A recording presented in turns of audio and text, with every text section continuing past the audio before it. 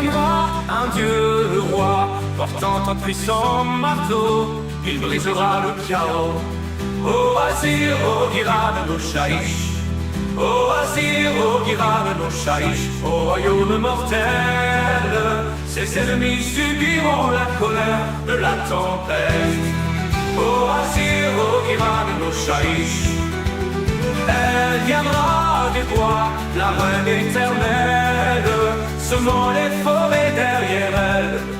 La saison de la guerre vient avec elle. Ô Asir, ô Giran, nos Shaïch, ô Asir, ô Giran, nos Shaïch, au royaume mortel, ses ennemis nourriront la vie. Ô Asir, ô Giran, nos Shaïch.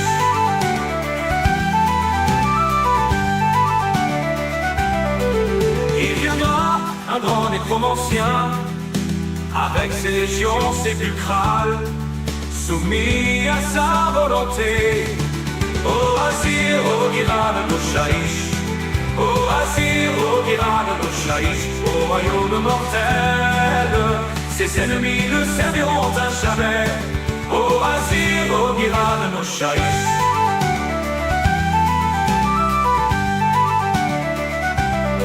Le Panthéon fera face à l'éternité.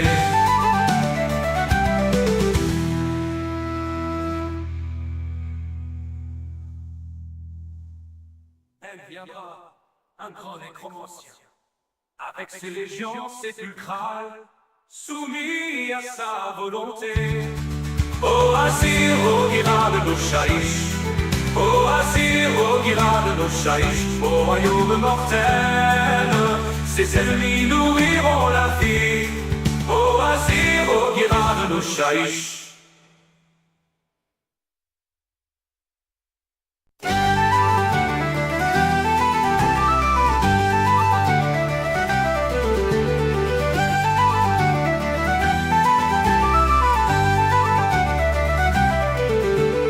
Il viendra un Dieu roi, portant un puissant marteau, il brisera le chaos.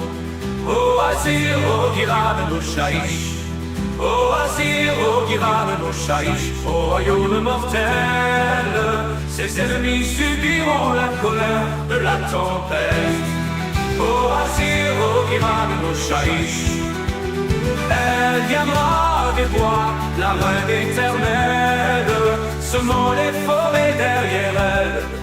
La saison de la guerre vient avec elle. Ô Asir, ô Giran, nos Shaïch, ô Asir, ô Giran, nos Shaïch, au royaume mortel, ses ennemis nourriront la vie. Ô Asir, ô Giran, nos Shaïch.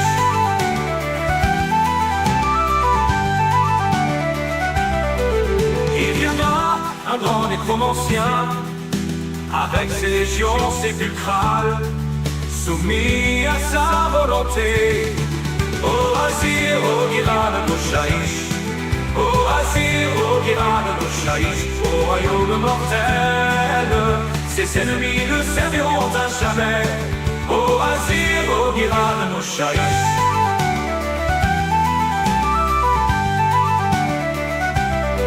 Le Panthéon fera face à l'éternité.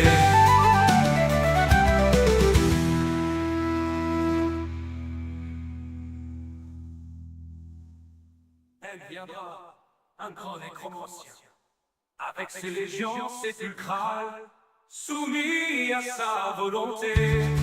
Ô Asir, ô Giran, nos Shaïch, ô Asir, ô Giran, nos Shaïch, au royaume mortel, ses ennemis nourriront la vie. Ô Asir, ô Giran, nos Shaïch.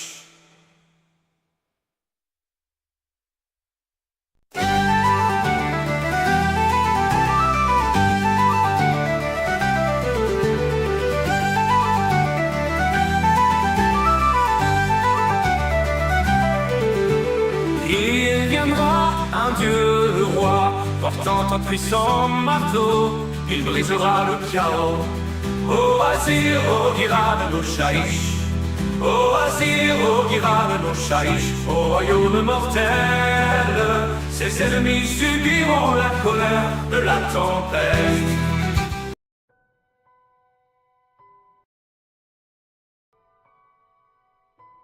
Ah, hello tout le monde.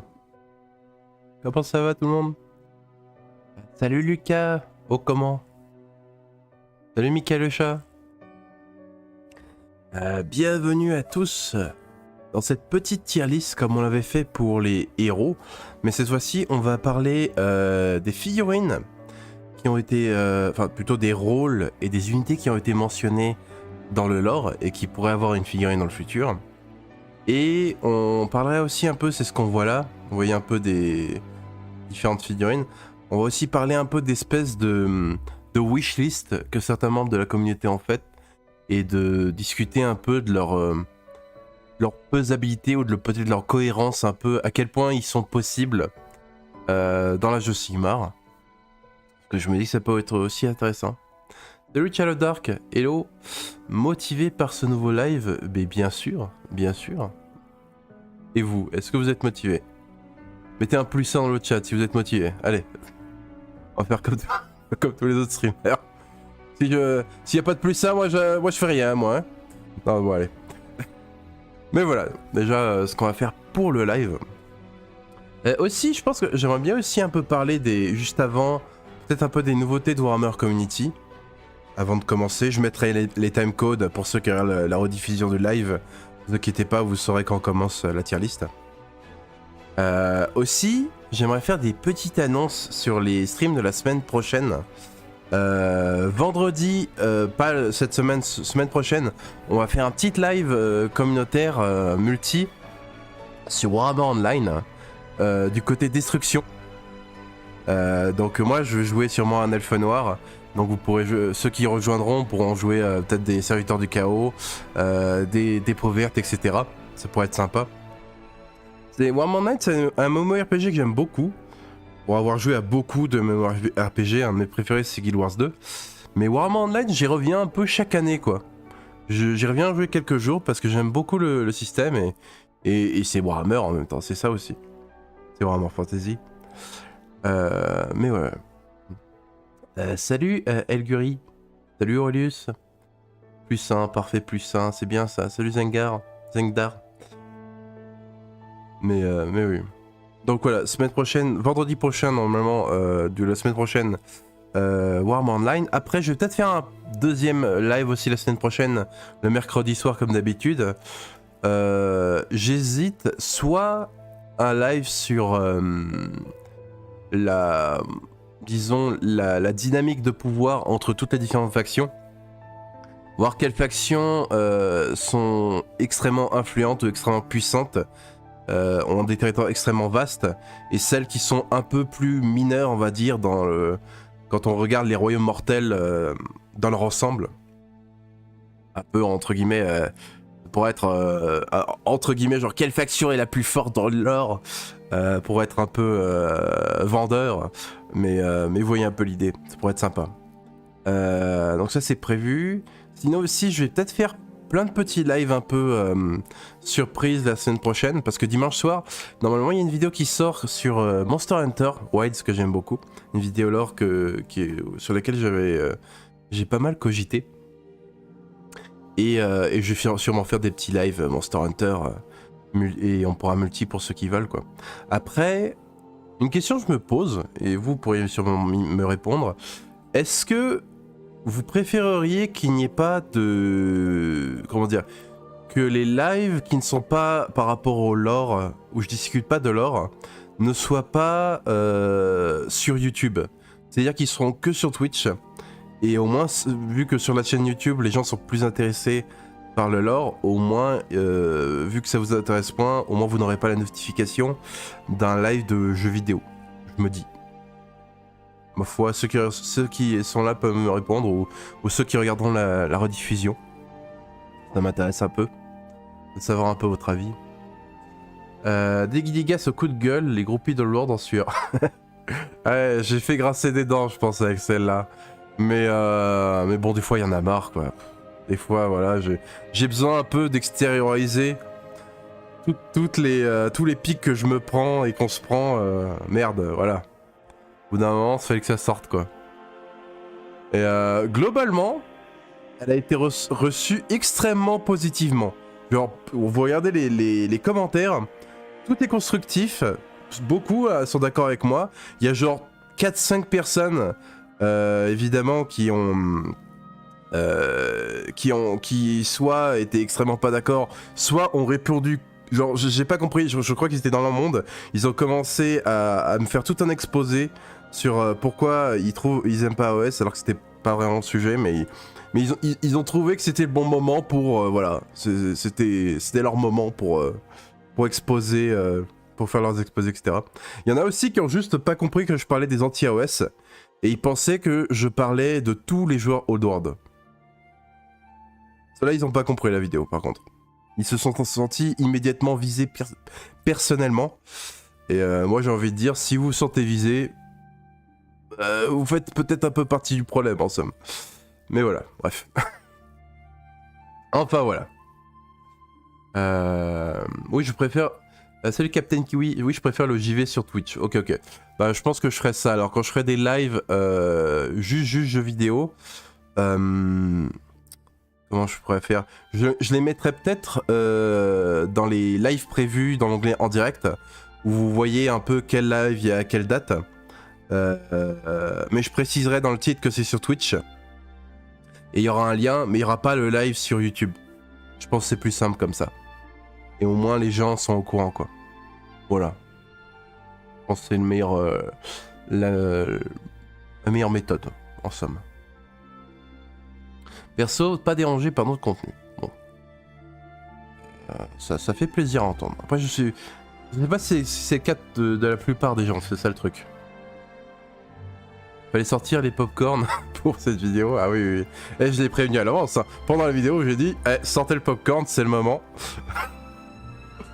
En vrai, genre, pour toutes les vidéos lore où je me consacre vraiment au sujet, je me concentre sur le sujet que j'explore, et où j'évite de rentrer trop dans ces dramas, j'en fais une vidéo comme ça tous les 6 mois ou tous les 1 an presque. Je trouve que je suis assez sain quand même comme créateur de contenu. Hein. Je rentre pas tout le temps dans ce genre de choses. Alors que le pire, c'est que je pourrais. Parce que ce qui est con, c'est que ce genre de vidéo, ça marche. Genre, je peux travailler 3 jours sur une vidéo lore, et des fois, elle plafonne à... Elle fait ce qu'elle fait, peu importe après. Et je fais une vidéo comme ça, drama, et là, pouf, ça explose. C'est dangereux, hein, parce qu'on pourrait y prendre goût, hein, mais il faut pas. Il faut clairement pas. Il faut surtout pas. D'accord avec toi, marre des grognards. Ouais, je suis... C'est mon sentiment aussi. Fais ce que tu veux, ta voix est croustillante. Ah merci, Templium. C'est la première fois qu'on me dit ça. Ah non, pas croustillante, émoustillante. C'est pire que ça. Mais merci beaucoup, hein, je prends le compliment droit au cœur. Je me suis régalé, mais dis-toi que les gens veulent voir ce qu'ils veulent voir. C'est pas faux. C'est pas faux. Au final, c'est... Il y en a qui... Il y a des créateurs de contenu, tu vois, qui utilisent le drama, mais pas en étant d'un côté ou de l'autre. Ils l'utilisent juste pour faire monter un peu l'hype, pour garder la communication, pour augmenter un peu la visibilité juste de leur sujet, si tu veux. Mais je trouve ça un peu malsain, au fond, quoi. Ça me fait bizarre, moi. Bien le bonjour, Istildan de Jean, comment vas-tu? Bonne perse. Mais ouais. Ah, du coup, je voulais voir un peu les petites news qu'il y a eu sur AOS. Alors, déjà...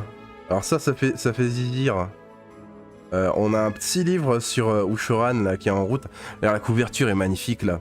On voit le sceptre, le calice. Oh, c'est... Franchement, il a une aura, Ushoran, c'est puissant, quoi. C'était vraiment le MVP des croisades et Eofor. Et franchement, j'ai très hâte de lire ce livre. Neferata, Domino of Bones, j'ai pas vu celui-là. Je l'ai pas lu non plus. Et c'est la progénitrice, un peu la mère un peu des Avengori, des vampires Avengori. Elle est aussi assez intéressante. Et elle a un lien avec Indrasta, la lance céleste des Éternels de l'Orage. Salut Amaury, salut la forme. Ça va, et vous? Et vous, la forme? Battle Scroll aujourd'hui aussi. Effectivement, après je pense pas que j'ai assez d'expertise vraiment pour apporter quelque chose, une plus-value constructive dessus. Mais ça fait toujours plaisir qu'il y ait un peu des mises à jour gratos quoi.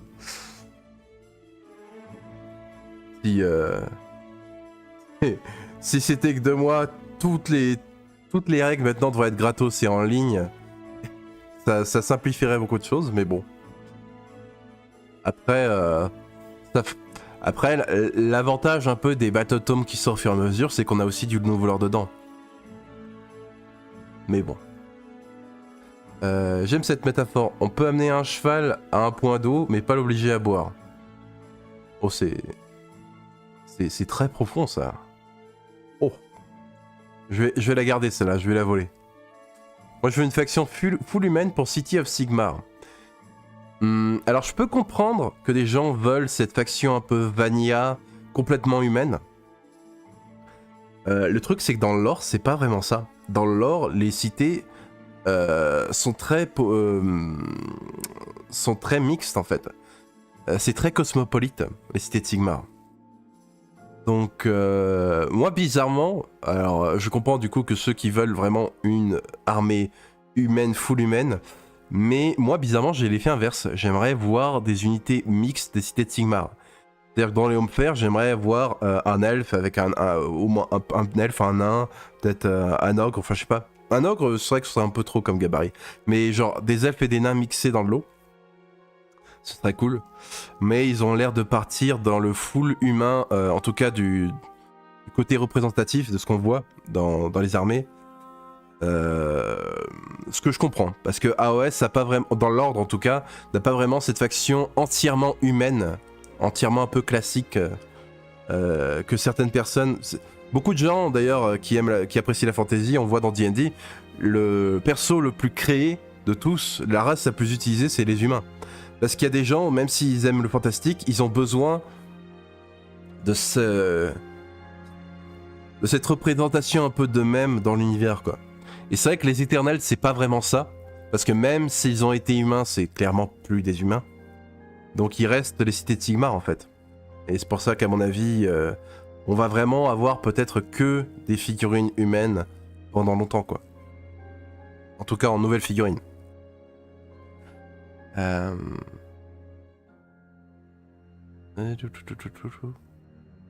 Battlefront de Soulblight est très classe aussi. Oui, il y a aussi un régiment de renom. Bah, on va en parler justement un peu après. T'as mis les Silver Tower. C'est-à-dire super impressionnant la couverture du livre de Ushoran. J'adore le perso. Mais je crois qu'une fois de plus, le focus soit sur les gentils Sigmarites et non Ushoran lui-même. Faut voir qu'est-ce qu'ils disent dans le...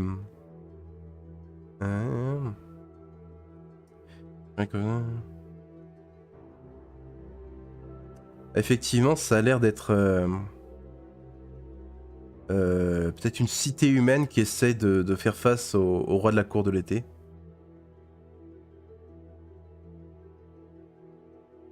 Donc à voir, à voir. Bah, dans les croisades et Eofor, c'était aussi un peu du point de vue des croisés des Eofor. Mais ça n'a pas empêché Ushoran d'apporter beaucoup de choses intéressantes. On voyait un peu comment il avait l'air presque bienveillant pour eux. Parce qu'en fait, même si Ushoran c'est un peu le big bad, techniquement, c'est l'un des membres de la mort, l'un des Mortarques les plus bienveillants à sa manière envers les mortels. Bon, maintenant qu'il perd un peu la boule, tout est relatif. Mais avant qu'il perde la boule, il était reconnu même par les mortels comme étant vraiment le sombre paladin, le gardien un peu de l'équilibre entre les vivants et les morts. Il avait vraiment un peu ce rôle presque de... Il était révéré par des mortels, quoi. Donc à voir. Moi je dis ça... Puis avant tout un joueur Skaven. Ah, par rapport aux cités. Ou alors une race ici et là, genre un mécanonin et un éclaireur elfe. Pourquoi pas, hein. Ouais. Du intérieur, il y a à tour argenté de Tzinch. Oui, j'avais compris ça. Ça peut être sympa comme grosse figurine. Ah oui, effectivement. Pas bête. D'ailleurs, en passant, très bien que tu me parles de ça. Vigerey. Désolé si je prononce mal. N'hésitez pas à me proposer d'ailleurs des unités que vous avez entendues dans le lore, parce que j'en ai sûrement oublié des dizaines à des dizaines, mais j'ai pris celles que je me suis souvenu, que j'ai pu trouver, que je trouvais intéressantes.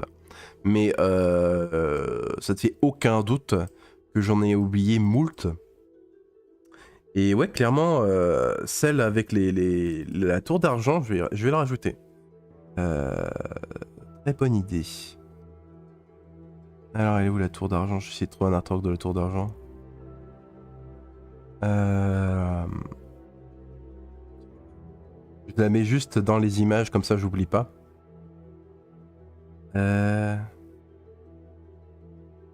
Attendez, je regarde vite fait. Silver Tower, Warhammer.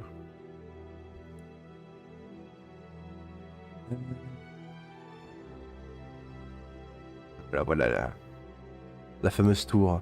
Qui est basiquement un vaisseau spatial de Tzinch, quoi. Qui peut aussi osciller, je pense, aussi entre la réalité et le royaume du chaos. Enfin, c'est même plus qu'un vaisseau spatial. Mais il y a même des histoires de voyages un peu temporels. Enfin bon. Tout. Pour une race humaine à Sigmar, on pourrait peut-être jouer les Cathais. Ouais, Cathais, ça pourrait être un bon proxy pour les cités de Sigmar, si c'est ça que tu dis. Ushura n'a pas du tout perdu la boule, il a juste compris que tout se mange, important les protéines. Oui, somme toute. Les fameux régimes full viande. Question unité, j'aimerais bien une version AOS des Plague Toad et des Pestigores, mais j'imagine bien qu'elle n'intéresse pas grand monde. Pourquoi pas après? Ça pourrait être une nouvelle unité pour Nargal, effectivement. C'est vrai qu'on a les Slangor et les Tsangor. Les Pestigores, il me semblait qu'il y avait peut-être une ancienne unité de ça. Les Corngor aussi, je sais pas s'il y a des Corngor. Il y avait des Minotaures un peu de cornes, mais je sais plus comment ils s'appelaient. Mais vu que les Zombettes un peu du chaos universel semblent avoir un peu disparu ou sont au bord de l'extinction dans le lore actuel d'AOS, peut-être qu'ils vont se focaliser un peu sur les Zombettes monothéistes. Et peut-être qu'on en aura plus du coup. Après, pour nuancer ma proposition, il y a comme défaut de la tour d'argent qu'il n'y en a plus que 7 et que ce sont des grosses unités. Bah, ce serait une figurine nommée, en somme. Chaque forteresse pourrait avoir un genre de nom. Après, ce serait compliqué à mettre sur la table, quoi. Je verrais pas toute une forteresse être sur la table, c'est ça que je me dis. Je sais pas, peut-être une tour. Genre, je sais pas, imaginons une espèce de tour avec une chaîne qui va dans une espèce de portail. Et genre ce serait une branche d'une des tours qui pourrait être matérialisée et qui pourrait apporter des buffs parce qu'elle pourrait apporter aider des armées de Tzinch en apportant peut-être genre des moyens de mieux canaliser la magie ou d'invoquer d'autres démons, ce genre de choses. Ça pourrait être intéressant. Ouais, bon, on en parlera dans la tier list, mais effectivement, toute une tour d'argent, ça me paraît compliqué. Mais ça se fait, je pense. Grosse bête gore. Je vais vous pointer, surtout le Gaunt est lié à une. Ah, ça peut être sympa. Ensuite, on a le fameux les cadeaux Ezekar. Je les ai écoutés sur Audible, les deux. Et ils étaient très sympas. Donc peut-être qu'un jour, je ferai un résumé. Ça pourrait être sympa. Ah oui, ensuite du coup, on a le fameux régiment de renom des chevaliers du Fort Pourpre, Ça, c'est franchement, c'est peut-être une des dynasties vampiriques que j'aime le plus. Parce que du coup, c'est la dynastie vampirique des Castellae.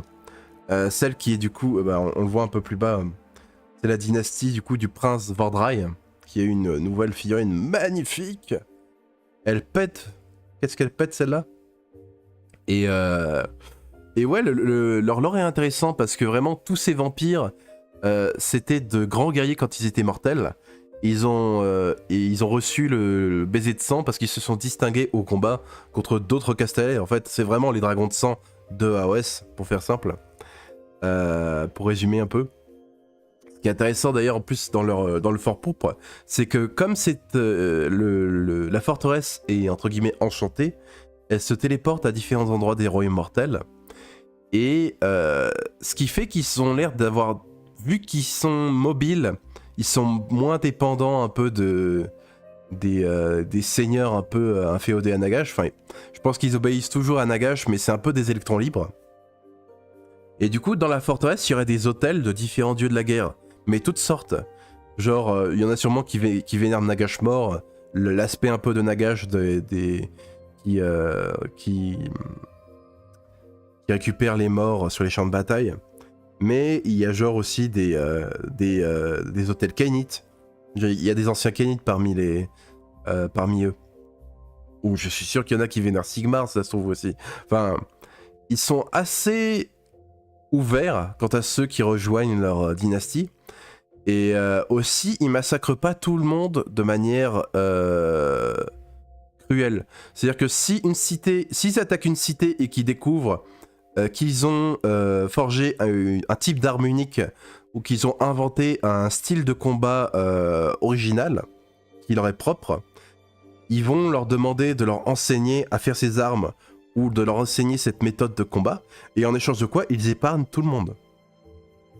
C'est-à-dire qu'ils accordent une valeur à l'art martial, une valeur plus haute que se nourrir de sang, quoi.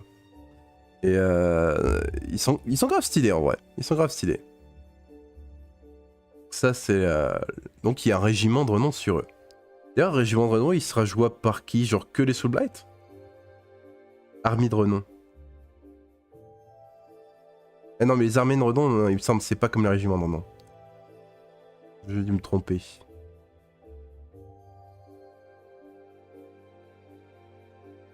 Mais c'est sympatoche. J'aime beaucoup celle-là.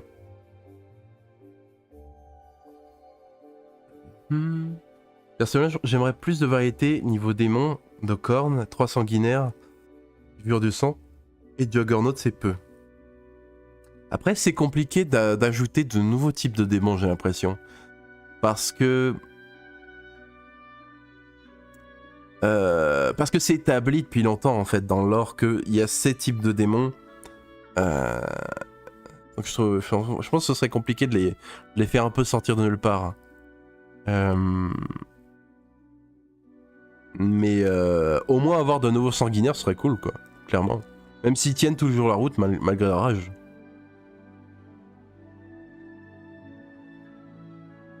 Ils sont sur Audible, les livres de l'ABL. C'est Sarkozy qui dit bonjour, le temps des tempêtes de Sigmar. Je suis... non mais non. Mais oui, ils sont en anglais par contre. La plupart. Dragon du Chaos serait sympa aussi, je pense. Je me souviens qu'on en voit un dans un livre, un artwork, ou cover d'un livre. Ah oui, c'est le Drake de fer. Je l'ai lu ce livre justement sur les cardans dont tu parles, il est très sympa. Effectivement, il y a des dragons corrompus par le chaos qu'on voit dessus. Il y a le Panthéon de Rome dans le Fort Pourpre. C'est un peu ça, ouais. Ils ont Mars, ils ont tous les dieux. De la guerre, bien sûr. Armée de renom, c'est juste pour ta faction où t'as que certaines unités avec des bonus différents, si je dis pas de bêtises. Ouais, c'est ça, c'est ça. J'ai mal dit au début, je crois que c'était un régiment de renom et du coup ça aurait été cool de pouvoir les recruter dans d'autres armées de la mort peut-être. Mais apparemment oui, c'est que chez les Soulblight. Qui est normal. Même si, comme j'ai dit, ils peuvent un peu... C'est des électrons libres. Donc... Faut être marrant. De toute Pas comme Pokémon, il faut sortir des méga évolutions des démons existants. Oh, pourquoi pas. Pourquoi pas. Après tout, ils ont sorti les Gastofauves un peu. Ils ont inventé les Gastofauves. Et c'est aussi des démons, même si c'est un cas un peu particulier. Mais ouais. Est-ce qu'on a... On a aussi du coup l'épisode 3 de Black Talon. Ça, je pense honnêtement, Black Talon, je considère vraiment de plus en plus à faire un résumé des épisodes. Je pense pas faire un popcorn comme j'avais fait pour d'autres épisodes. Parce que je pense... C'est un peu bancal, juridiquement parlant, même si je trouve que j'apporte beaucoup de lore, j'apporte une plus-value, je fais pas... je montre vraiment que des petits passages de l'épisode. Je pense que ce que je ferais, c'est que je ferais un peu comme j'ai fait pour d'autres événements narratifs, genre les croisades et Eofor, etc., où je vais résumer les événements, et limite je vais utiliser un peu des images fixes des épisodes de temps en temps, pour illustrer l'histoire. Et genre je vais peut-être faire un résumé de la saison 1 de Black Talon. Et ensuite je m'attaquerai à la saison 2. D'ailleurs, je me demande à quel moment les événements de Black Talon se passent. Parce que il y a l'air de se passer des événements assez majeurs. Je vais pas spoiler de ce que j'ai vu. Et ça me fait bizarre que des événements aussi importants qui se passent à Hammerhall, l'une des cités les plus importantes, ça me fait bizarre que ça se passe dans la série et qu'ils en parlent pas après dans le lore général. Ça me ferait très bizarre, quoi. D'ailleurs, attention, je pense au niveau des images, ça peut spoiler certaines choses. Mais ouais. Ah oui, là, ouf. Ça spoil un peu là. Attention. Peut-être pas continuer. Mais ouais, je pense que je ferais ça. Je serais très intéressé perso. Ah, je pense que ça pourrait être sympa. Je vais essayer d'en faire une pour la saison 1 déjà. Et on verra. Voilà. Je pense que je vais déjà essayer de faire la saison 1. Ils sont fun et drôles en plus. Tout pareil pour les Gobs. Les Gobs ? Un bouquin mode espionnage avec le clan Eshin. Ah, tu veux plus de lore sur l'Escavan. Ah oui, ça pourrait être marrant sur le clan Eshin. C'est vrai que c'est un des... Après, ils ont un lore un peu spécial maintenant, le clan Eshin dans AOS.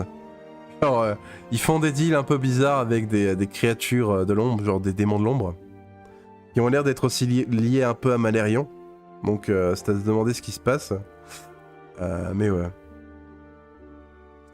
Il y a les Strattles qui arrivent aussi, c'est sympa. Mais voilà un peu pour les nouveaux. Ah oui, le Tactical Rock, ça m'a plié en deux, ça. Ça, c'était pas mal, quoi. Ils commencent à devenir bons avec leur poisson d'avril. Ah, ils m'ont eu. Mais ouais. Ouais, bon, le reste, ouais, c'était la reveal. Et voilà. Du coup, on va pouvoir un peu s'attaquer à cette tier list.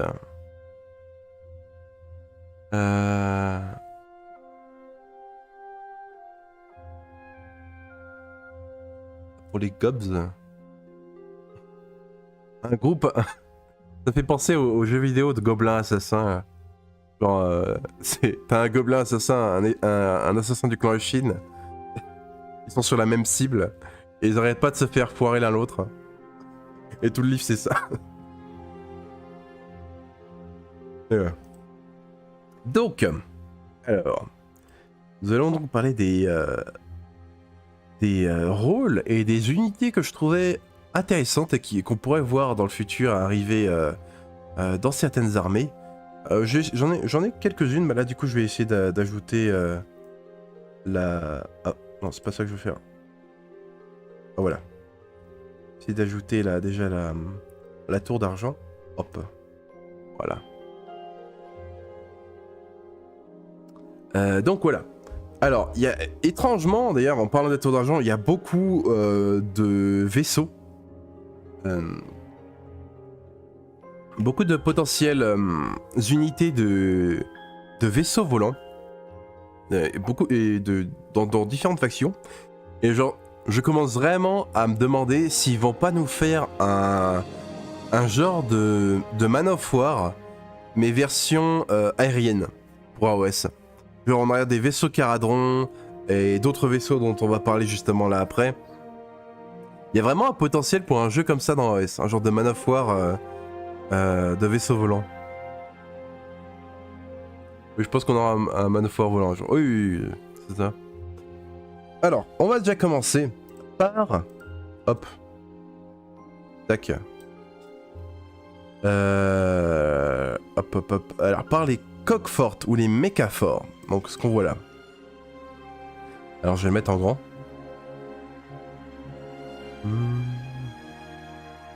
Voilà, je suis perdu. Ah, c'est là. Méca fort. Donc ça, c'est mentionné et dans beaucoup de livres sur les cités de Sigmar. On en a vu pas mal aussi durant les croisades Éophore. C'est basiquement des mini forteresses mobiles avec beaucoup d'artillerie qui habituellement sont là un peu pour protéger les frontières des cités de Sigmar, mais elles sont parfois aussi mobilisées pour des croisades Éophore pour apporter un peu de soutien d'artillerie pour aller créer de nouvelles cités. Donc ça c'est intéressant, genre elles sont généralement, elles ont comme source d'énergie généralement, il faut des grosses pierres de royaume pour les faire fonctionner. Le plus classique c'est d'utiliser de la Braise-Pierre comme noyau pour ensuite faire fonctionner. Ensuite ça fonctionne un peu comme différentes, comme une machine à vapeur en somme. Mais vu la taille du truc, il faut quelque chose avec une certaine puissance. Et clairement, vu le nombre de fois où ça a été mentionné, je pense que genre il y a moyen qu'on l'ait dans le prochain BT Cité de Sigmar. C'est à ce point-là où je pense que ça vient quoi. Après, ça c'est la version de poche, parce que il y a aussi les versions vraiment château ambulant, où c'est vraiment quelque chose d'immense. Là c'est vraiment une forteresse. Là on avait un petit fort juste à côté. Je pense qu'on aura plus cette version, clairement du coup. Mais il y a vraiment des versions immenses qui sont limite des petits villages qui bougent. Ça je pense clairement qu'on... Ouais, ça on n'aura pas en figurine. Mais ça existe aussi. Après aussi, je pense qu'on pourrait avoir une version un peu hôtel religieux. Un peu comme on avait aussi avec l'Empire, qu'on voit justement ici. On a clairement un petit côté, peut-être un méca fort version culte umberogène. Basiquement là on a une espèce d'église qui bouge. Donc clairement ça aussi je pense que ce serait une possibilité. Mais voilà. Même en 4. Ah oui. Je pense qu'on pourrait avoir une version artillerie. Un kit avec une version artillerie et une version religieuse. Ça pourrait être intéressant. Vous pouvez faire un jour une vidéo lore sur le potentiel aérien de chaque faction. Ça serait peut-être vraiment sympa. Il y aurait quelques trucs à dire. Ah oui, clairement, parce que dans pas mal de lore... récent de la V4, j'ai vu il y a les Skaven qui commencent à avoir de plus en plus de vaisseaux, il y a les Gobos, il y a les Séraphons aussi qui en ont. Enfin, ouais, je pense que le Man of War volant il arrive un jour. Il n'y avait pas un film où on suivait des conducteurs de cet engin, de ce genre d'engin? Ah oui, le truc où c'était des villes qui se bouffaient entre elles. Mortal Engine ou un truc comme ça, je sais plus comment ça s'appelle. Bon, peut-être faire une sorte de forteresse comme ça en décor de faction. Pourquoi pas? Ce sera encore trop gros, même en décor de faction, je pense.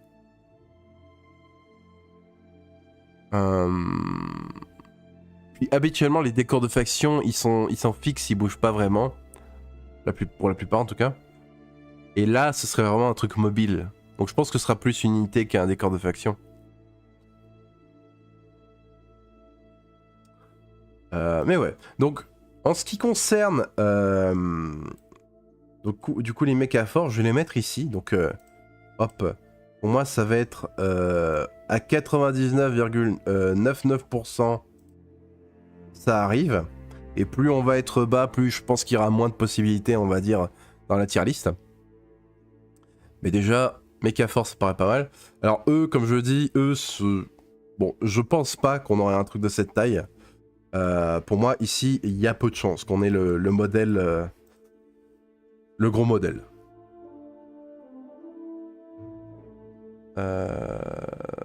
Certains bougent, c'est-à-dire la plupart bougent pour les méca forts. Ensuite, oui, ensuite il y a le vaisseau Séraphon. Je me dis, je pense pas qu'on aurait, c'est un peu le même truc que pour le gros méca fort. Je pense pas qu'on aurait un de cette taille. Ça c'est vraiment un vaisseau spatial où dedans vous avez des bassins de frais, vous avez limite des biomes artificiels de jungle. Il y a énormément de séraphons qui vivent là-dedans. Je pense pas qu'on aurait un truc de cette taille, mais une version minimisée, un peu comme une frégate, de la taille d'une frégate arcanaute. Je pense que ce serait possible. Clairement. Et ça pourrait être sympa. Oh, je pense que ça aurait de la gueule. Après, en termes de possibilités... Bah, je pense que ça va être au milieu. Ça aurait de la gueule en somme. Pas de la gueule, mais ça aurait de la gueule. Puis ses yeux, c'est totalement Nécron. Ah bah... Oui, après, en somme, les Séraphons, ils sont plus ou moins liés aux anciens. Les Nécrons ont eu une guerre aussi contre les anciens. Il y a sûrement un lien. Clairement.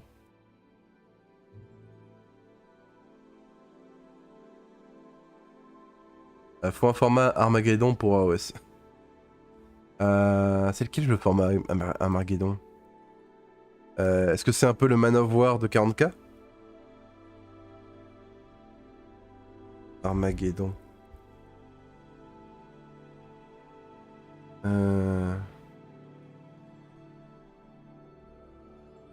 C'est plus... Non, c'est plus un format genre tank artillerie. Artillerie contre artillerie. Oh, je saurais pas dire, vous allez sûrement... Il y en a qui vont sûrement me le dire. Ensuite, alors comme je disais tout à l'heure, en ce qui concerne la tour d'argent, une tour d'argent, je pense pas. Une tour d'argent entière, je ne pense pas. Par contre, genre, un petit morceau de la tour lié par un genre de portail en terrain de faction, pourquoi pas, en vrai. Pourquoi pas.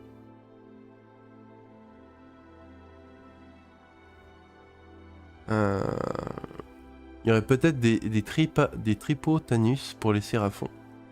Tripotanus. Des gros dinos. Mais ouais, du coup, une petite version, en somme, ça aurait de la gueule. Ensuite, j'ai trouvé ça comme artwork, mais comme j'ai dit, de plus en plus de Caradons se font attaquer par des vaisseaux Skaven. Depuis le... Là, j'ai trouvé un peu ce petit artwork de vaisseaux Skaven, ce serait marrant à voir. Et ouais, donc, basiquement, un vaisseau avec plus ou moins le même profil qu'une frégate arcanaute, mais pour les Skaven, ce serait aussi sympa. Pour moi, ça finira par arriver. Ça a limite plus de chances que ces deux-là. Donc je pense que ça va aller en A. Un vaisseau, un dirigeable un peu Skaven, ça va aller dans A. Je pense que ça prendra du temps. Le A, ça prendra un peu de temps, mais ça finira par arriver, clairement. Donc c'est un format avec 10 000 points. Chaque armée cotée avec des figurines énormes de l'Armageddon. Ah! Ah oui, les vraies grosses figurines, genre les... Ouais, je vois les les gros chevaliers impériaux avec les gros, j'ai oublié le nom des gros trucs Eldar là.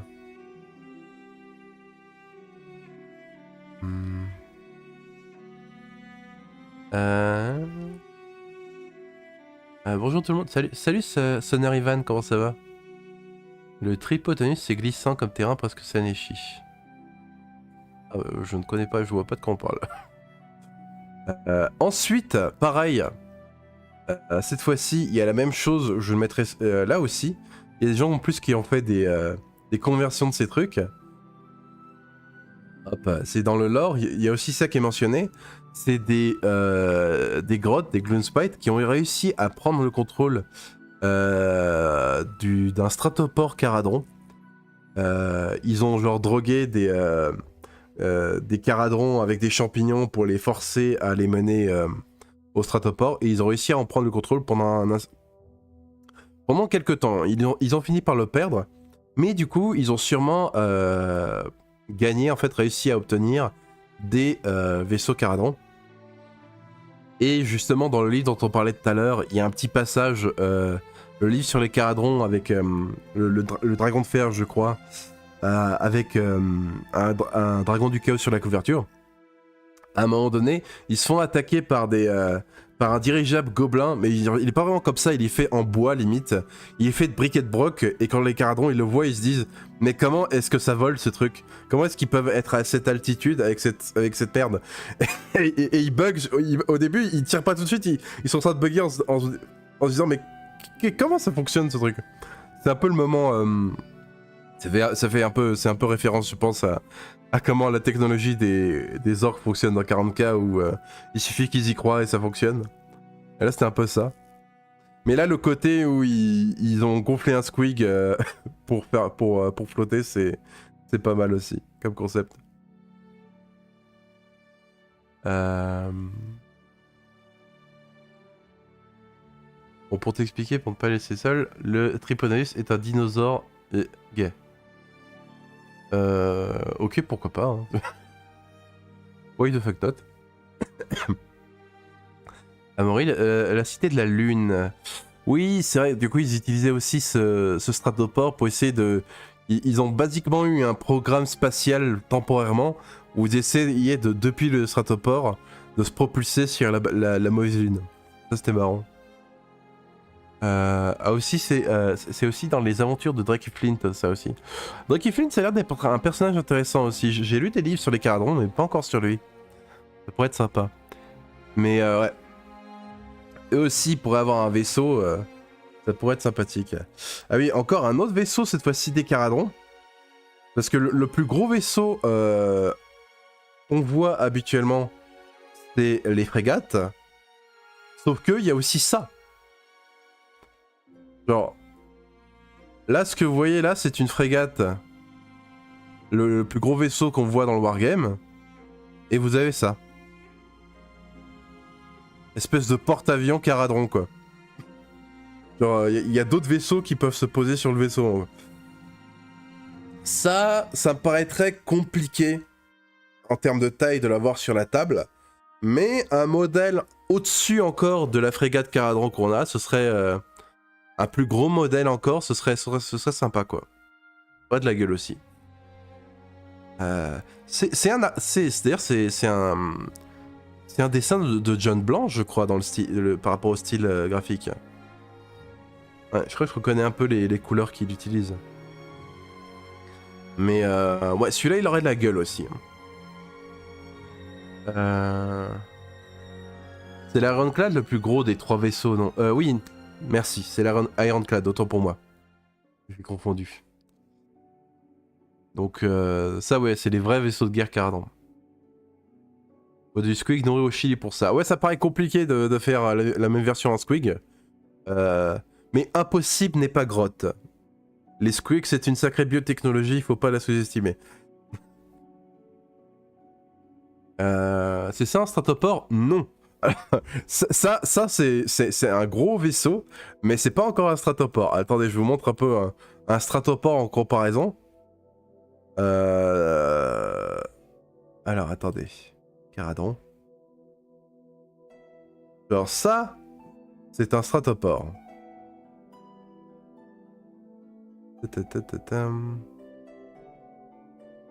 Voilà.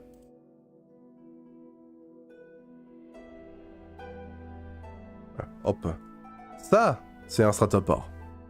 C'est pas la même. Je pense qu'il serait à peu près... Le vaisseau est à peu près aussi gros peut-être que cette partie du stratopore. Et voilà, après il y a ça quoi. Et il y a différentes versions un peu, parce qu'il y a aussi un autre stratopore qui a une forme un peu différente. Je sais pas si je peux le trouver.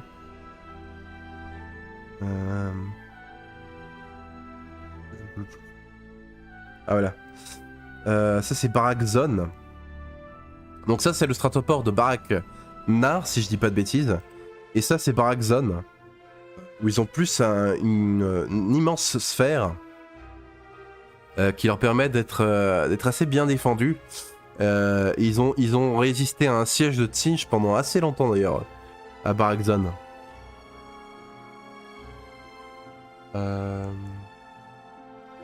Après il me paraît vraiment gros à mettre in-game. Oui, le vaisseau me paraît un peu gros. Mais peut-être un entre-deux entre l'Ironclad et ça pourrait être sympa. Avoir un plus gros vaisseau encore, parce que même si l'Ironclad c'est le plus gros vaisseau des Caradron, c'est loin d'être la plus grosse fille qu'on a pu voir dans OS. Et du coup il mériterait peut-être d'avoir un petit modèle un peu au-dessus. Ça aurait de la gueule. Et là, mais je déteste ce vaisseau, j'espère que RS ne se rapproche pas de 30-40K, je préfère le Fantasy SF. Ah ouais, c'est déjà un peu trop versé dans le steampunk pour moi. Ah bah c'est trop tard. Ah ouais, c'est déjà steampunk, high fantasy. C'est loin d'être les trucs technologiques les plus ouf d'AOS. Hein. AOS a les deux. AOS a la technologie et la magie. Ça, il faut... On peut pas faire sans avec AOS.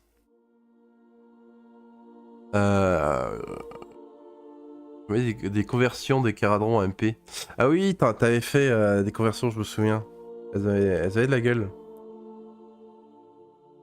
Hop. Attendez, on montre la conversion d'Aurelius. Ah, ouais, un truc de cette taille-là, ça aurait de la gueule, quoi. Comparé... Donc ça, c'est... Il me semble que ça, c'est l'Ironclad. C'est ça c'est l'Ironclad, donc ouais. Un truc à peu près de cette taille, ce serait pas mal du tout, effectivement. Ah, c'est pas tes conversions, autant pour moi. Elles ont de la gueule. Tu m'étonnes qu'ils cherchent autant de terrors pour faire voler le machin. Ouais.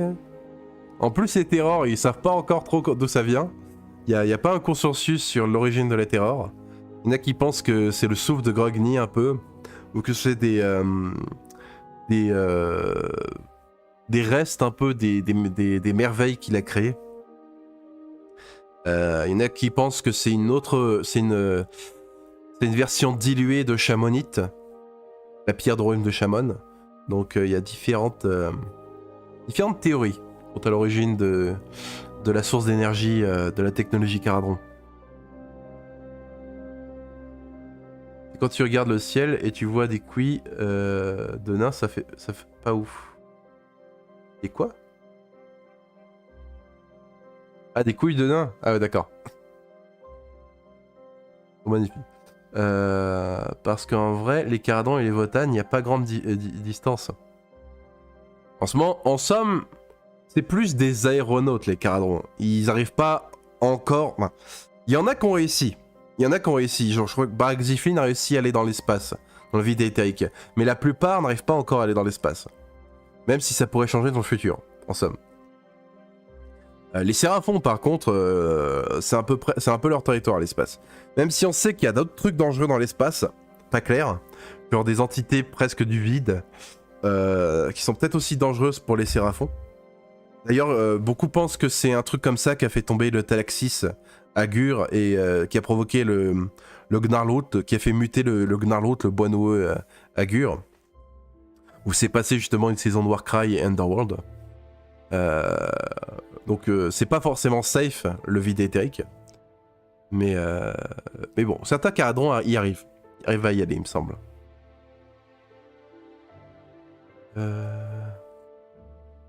bonne salve de canon, Malfoudre, et là-dedans, c'est plié. Ah oui, mais après, imaginez que ces trucs sont parfois au-dessus des nuages. Genre les canons de Malfoudre, je veux bien qu'ils aient une bonne portée, mais ça me paraît compliqué de tirer un peu l'aveuglette. Un vaisseau 40 ans plus gros est tout à fait réalisable en plastique. Oui, clairement.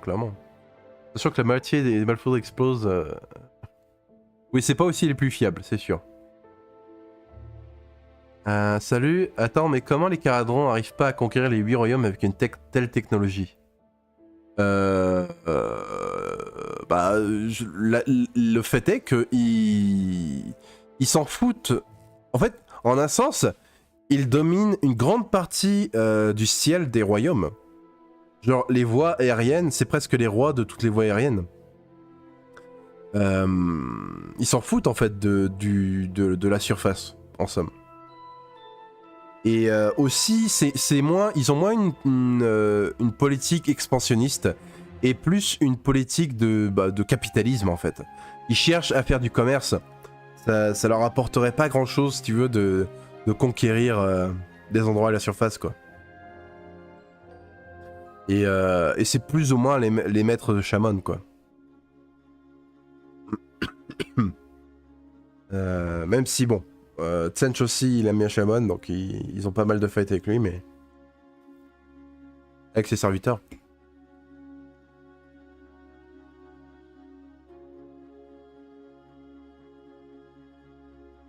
C'est vrai que les Caradrons sont très originaux et bien classe, mais j'ai du mal avec ce côté technologique. C'est ce que j'aime le moins dans OS. Ce qui n'empêche pas d'adorer OS. Je comprends. C'est plus... moi, ce que je trouve intéressant avec les Caradrons, c'est c'est comment ils ont acquis cette technologie. Elle n'est pas venue de nulle part. Ils ont dû innover, ils ont dû l'inventer pour survivre. S'ils n'avaient pas eu cette technologie, ils auraient disparu. Ils seraient tous morts. Parce que la surface de Shamon n'était plus inhabitable. Donc ce côté où ils ont dû innover, ils ont fait un bond dans la technologie pour ne pas mourir, c'est ce que je trouve intéressant. Et aussi c'est le fait que c'est une technologie un peu alchimique. Et ce qui est intéressant aussi, c'est qu'avec leur alchimie, ils arrivent plus ou moins à reproduire des phénomènes magiques. Et depuis longtemps dans Warhammer, les nains ont jamais été capables de faire de la magie directement. En tout cas, à part les nains du chaos, bien sûr. Mais bon, ça c'est autre chose. Là où d'autres nains utilisent des runes, eux, ils ont vraiment genre des machines qui peuvent utiliser des morceaux de pierre de royaume, par exemple, pour provoquer des phénomènes un peu magiques. Et tout ça associé, en fait, je trouve que comme c'est mérité, ça reste cohérent dans l'univers, quoi. Ils ont frôlé l'extinction, mais ils ont réussi, quoi. Mais clairement, ils ont une technologie très avancée, quoi. Autant que les Skaven. Les Skaven aussi, par exemple, j'ai envie de dire, les Skaven aussi ont beaucoup de technologie. C'est pas pour autant qu'on les déteste. Et après, ce qui vient un peu équilibrer le fait qu'ils ont une technologie avancée, c'est qu'elle est très instable. Il y a ça aussi. Parce que le reste a la magie. Ouais, c'est ça en fait. Ivan le dit. Les autres ont la magie. Donc ça vient à l'équilibrer, quoi. La natalité naine. Ils sont moins aussi, c'est pas faux. Le fait qu'ils soient moins fait que c'est compréhensible qu'ils soient moins expansionnistes. Il n'y a aucune limite de portée, la seule limite est la connerie. C'est pas faux. C'est pas faux.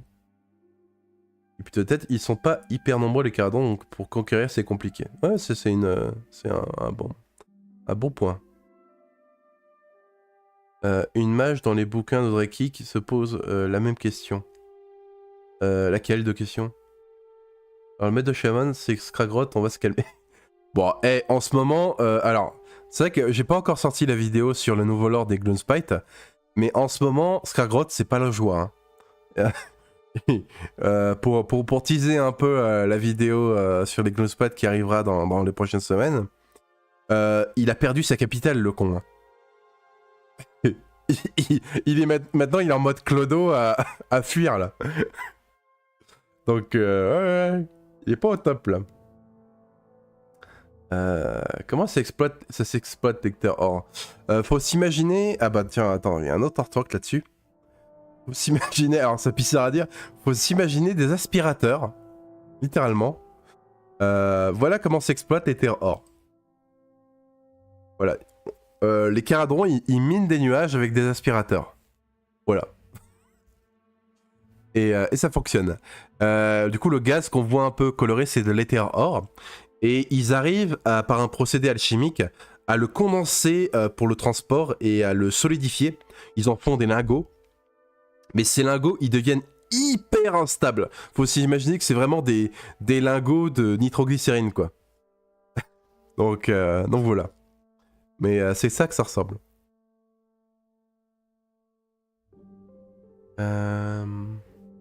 J'ai mis un portrait de Hidalgo. D'accord. J'aimerais bien voir des figurines Caradron dans ces socles transparents à boules.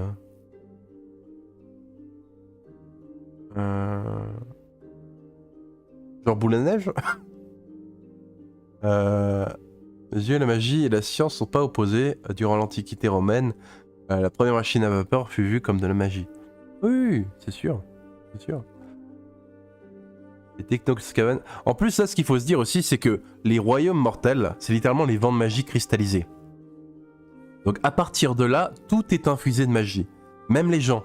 Genre, si vous êtes un humain, vous êtes même pas mage, que vous êtes né à Akshi, vous allez avoir des filins de magie akshienne qui seront toujours en train de graviter autour de vous.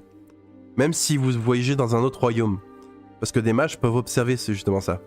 Donc même si vous êtes, peu importe ce que vous êtes, il y a de la magie partout en fait dans les royaumes mortels.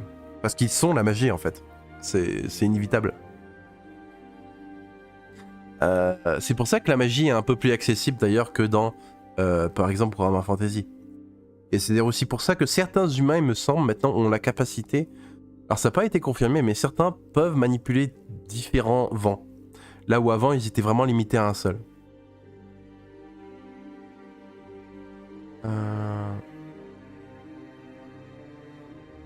Le lore, je l'ai pas lu, tu l'as eu où? Dans le nouveau Battle Tome des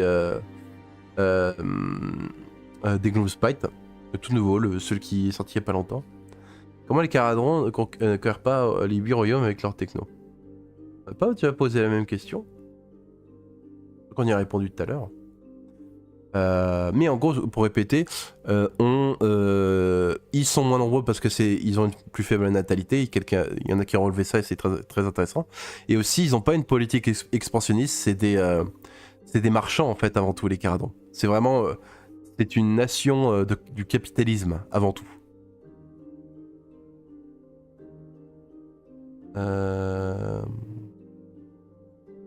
Qui lui a pris sa capitale à Skragrott? Les Skaven. Il s'est fait envahir de Skaven.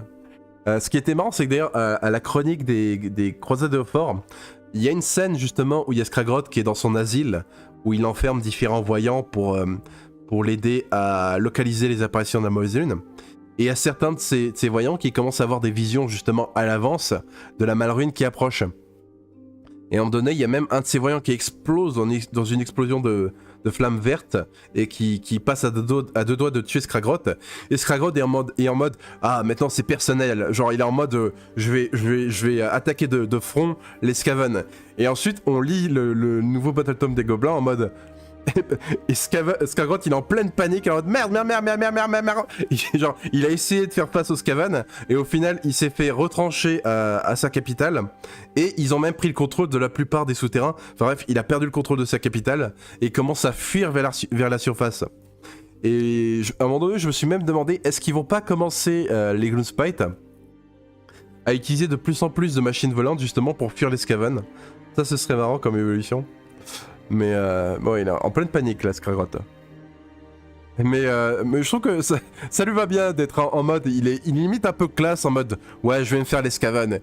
Et à la scène d'après, il est en mode merde. Mauvaise idée. Mais ouais. Pour les terrors, ils ont aussi explosé les métallites de Shaman pour récupérer les filons qui les renferment. Oui, c'est vrai qu'il y a aussi des îles flottantes qu'ils peuvent miner. Ça fait vraiment penser à Rock'n'Stone au jeu vidéo.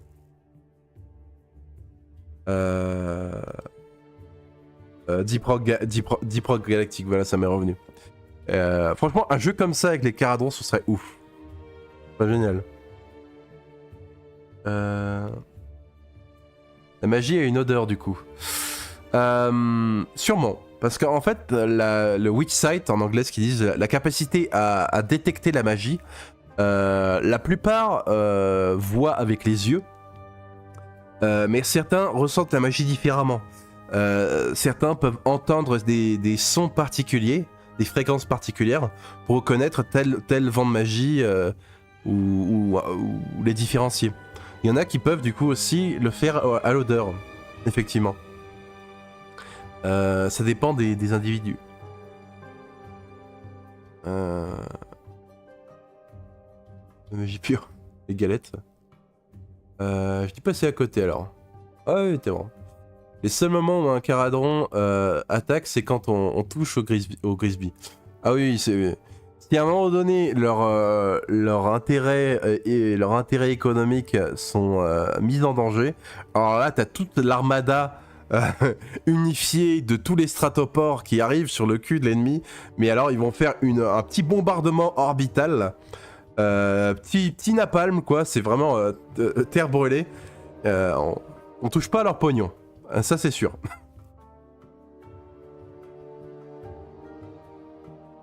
Je fusionne mes deux commentaires. Il y a une mage dans les aventures de Dreki qui se pose la question de comment les caradrons ne conquièrent pas les royaumes. Ah, la mage se pose la question.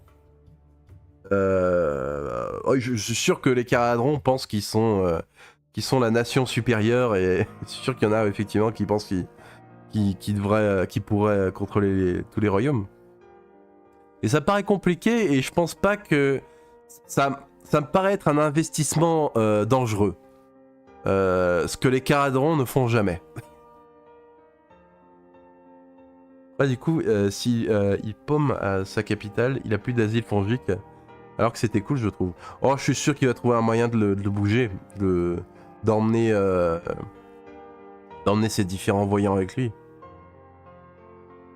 Notamment après les avoir vus exploser le métallite de la taille d'une cité. Ouais, ils ont de sacrées bombes aussi, les caradrons. Et ça aussi. Entendre les couleurs de la magie. Il y en a, ouais. Ah, du coup, avançons dans cette tier list. Les caradrons, ils sont intéressants. Il y a beaucoup de choses à dire. Je pense que ça aurait de la gueule. Un modèle... en fait, les trois sont trop gros pour ce qu'ils sont. Que ce soit le vaisseau Séraphon, la tour d'argent ou le gros vaisseau caradron.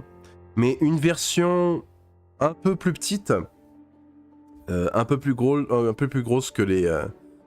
peut-être que les Ironclad. Ça aurait de la gueule.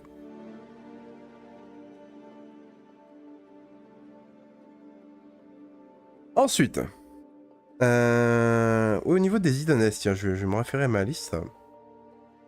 Hop, j'en avais parlé un peu au début du live, du dernier live. Les différents Isharan. Hop.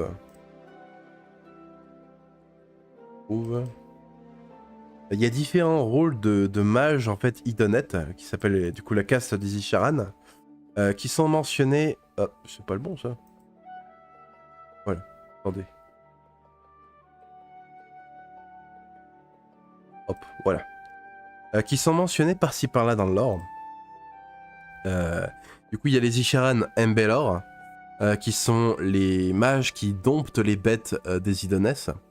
Il y a les Isharan Corallus qui manipulent la vie marine comme les coraux et la chitine pour faire des armures, des bâtiments, des défenses, etc. Ça pourrait être intéressant d'avoir un mage qui augmente la défense, là où l'Embelor boosterait les bêtes. Il y a les True Ea qui sont des soigneurs Idoness, et il y a les Ishratizar qui peuvent apporter des marques avec leur âme et qui peuvent rendre des choses visibles des Namarti. Donc peut-être un mage qui pourrait booster spécifiquement les Namarti, en somme. Donc franchement, tous ces rôles, je pense qu'ils finiront par arriver. Limite, j'ai envie de dire, certains d'entre eux, on pourra les voir dans le prochain BTA Idoness. Donc je les mets là, à 99,99%. On va voir plus de monstres marins Idoness. Ah oui, ça... En fait, la vie marine, c'est tellement presque alien que c'est vraiment open bar pour, avec les Idoness. Genre, il pourrait... Il y a tellement de potentiel. Pour l'instant, on a des murènes, on a des requins, on a des tortues. Mais il pourrait vraiment se lâcher, nous sortir genre ouais, un kraken, comme dit Aurelius. Un bon gros poulpe ou des grosses baleines, là, qu'on voit aussi dans la torque de la première couverture des Idoness. Ça aussi, ça aurait une sacrée gueule, quoi. Clairement, clairement. Ensuite, par rapport à ma liste... ah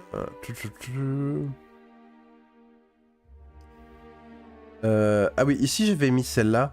Alors elle, c'est les... hop. Tac. Ça c'est une des Fire Slayer féminines qu'on a vu dans la dernière bande Warcry des Pirotueurs. Mais moi ce que je trouvais sympa, c'est d'avoir une reine magmatique. Du coup, c'est un rôle dans la société Piroture qui a été mentionné par-ci par-là. Et concrètement, généralement, c'est les conjointes des Pères des Runes. Et là où les Pères des Runes, c'est le côté un peu religieux, guerrier des loges, les Mères magmatiques ou les Mères des Runes, des fois on les appelle aussi comme ça, elles s'occupent un peu plus de la pérennité des loges.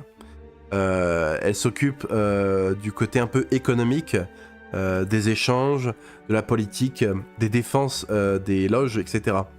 Elles ont différentes responsabilités en somme. En gros, là où le Père des Runes, son rôle c'est vraiment la mission sacrée de faire revenir Grimnir, elles sont là pour faire en sorte que les loges survivent et aussi prospèrent en somme. Et aussi, dans l'or, ce qui est intéressant, c'est qu'elles ont, ce sont de très puissantes, pas pyromanciennes, mais elles ont apparemment une sorte de certaines ont une sorte de bénédiction particulière par rapport à Grimnir, et sont capables de manipuler la lave vraiment aisément, mieux que des prêtres de Grimnir carrément.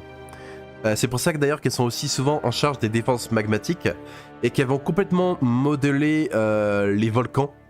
Si vous voulez, les loges qui sont dans les volcans, elles vont vraiment modeler les défenses, elles vont faire un peu des différentes douves, différents tunnels de lave, des cascades de lave aussi pour protéger certains endroits. Enfin, c'est vraiment elle qui chapeaute un peu tout ça. Et je trouve ça intéressant. Donc ouais, une reine magmatique. Je sais aussi bon, qu'il y a les rumeurs comme quoi les Pirotueurs n'auront pas de BT. Mais le jour où Game Workshop se décide à leur rajouter des trucs, moi je dis une reine magmatique. Ça prendra un peu de temps, mais ce sera ça comment stylé. Un gros serpent de mer ou un kraken depuis le temps. Ouais, ça serait de la gueule pour les Idonnettes. Je pense que les Umbrenettes pourraient être une faction d'elfes volants mixés au dragon noir. Ou manque d'elfes volants, je trouve. Y a les Kinerae chez les Fitcane, mais c'est vrai que le reste ne vole pas vraiment. Même si les Idonnettes avec les Termères par exemple peuvent voler, mais c'est pas vraiment des elfes volants. Je pense pas vraiment que les Umbrenettes sont vraiment full toute une faction volante. Peut-être qu'il y aura des elfes mixés avec les dragons, un peu comme les rumeurs qu'on a eues autour de Malérion et de son dragon Séraphon. Mais je pense pas que toute la faction serait comme ça. Il y a des rumeurs un peu de démons des ombres, il y a des rumeurs qui font penser un peu à des changelins, genre des êtres un peu capables de changer de forme, qui serait en fait le premier essai raté de Malérion à créer une nouvelle race elfique. Donc à voir en somme pour les Umbrenettes. D'ailleurs ce serait cool un kraken de peste pour Norgul, il existe dans le lore aussi. Oui c'est vrai, il y a toute une sous-faction un peu autour des les noyés il me semble. les noyés de Norgul, qui ont un peu ce côté un peu Cthulhu, la peau boursouflée et bien noyée là. Ça pourrait être sympa aussi, effectivement, ça. Dans le lore, il y a une princesse pyrotieuse nommée, non? Alors, dans le lore, il y a une princesse pyrotieuse qui a été mentionnée plusieurs fois dans les croisades d'Éofor. C'est la fille de Baal Grimnir, le père des runes de la loge des Vostarg, la plus grande loge des pyrotueurs. Et effectivement, sa fille, la fille qu'il a eue avec sa femme Grunhilda, je crois qu'elle s'appelle, la mère des runes Grunhilda, ou la reine magmatique, ils ont une fille qui aurait du coup le potentiel d'être l'héritière de la loge Vostarg après Baal Grimnir, mais elle n'est pas encore nommée. Ça dit, ça pourrait être un perso nommé intéressant, vu qu'elle a été mentionnée plusieurs fois.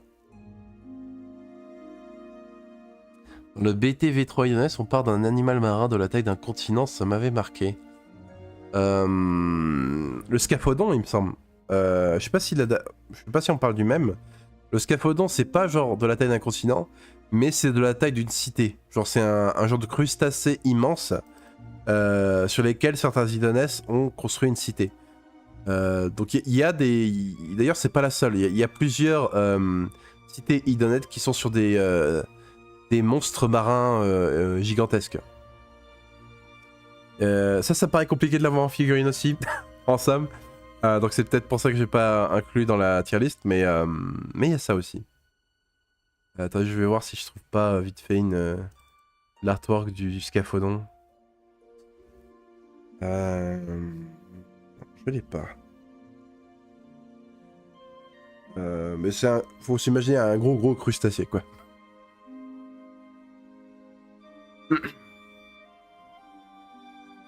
Je crois que la magmarène, elle me soulève au développé couché. Oui, ça y a pas de doute. C'est les pyrotueurs, ça m'étonne pas.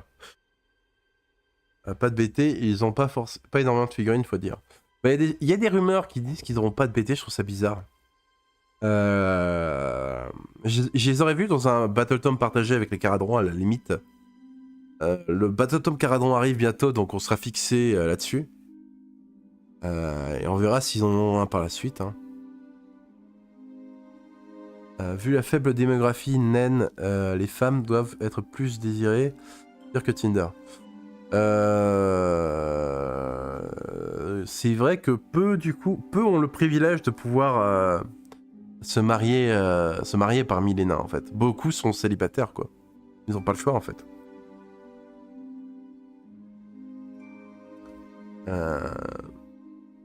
De faction Gutrot, Spume, les noyés non. Je me souviens plus du nom exact, mais c'est peut-être ça effectivement. Les Norgul c'est totalement David Jones. C'est un peu ça, ouais. Clairement.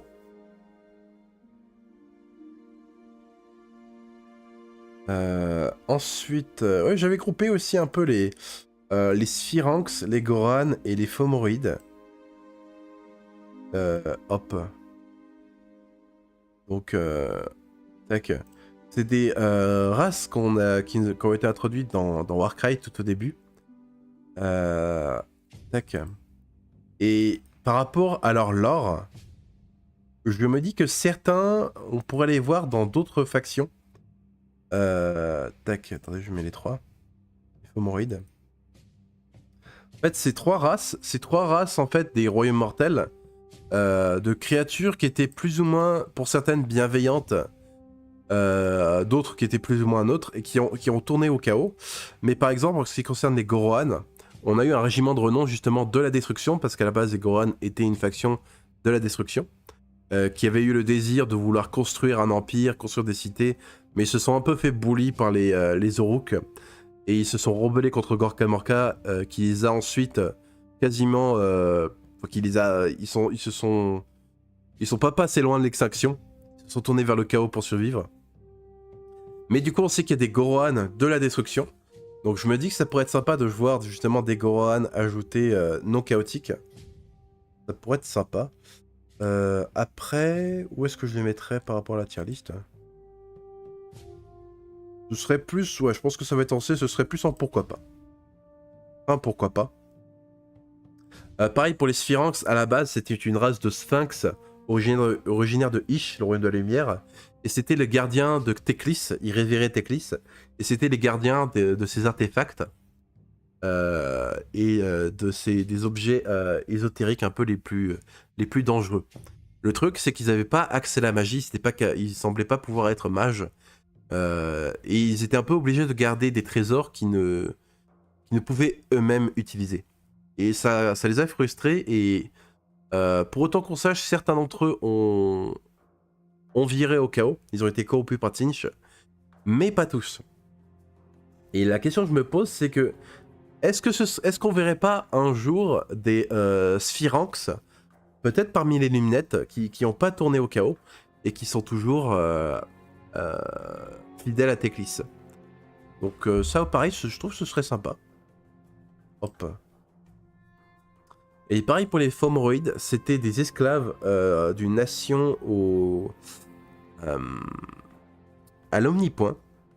Et en fait, très peu avant l'âge du chaos, ils ont fait une rébellion, ils se sont libérés.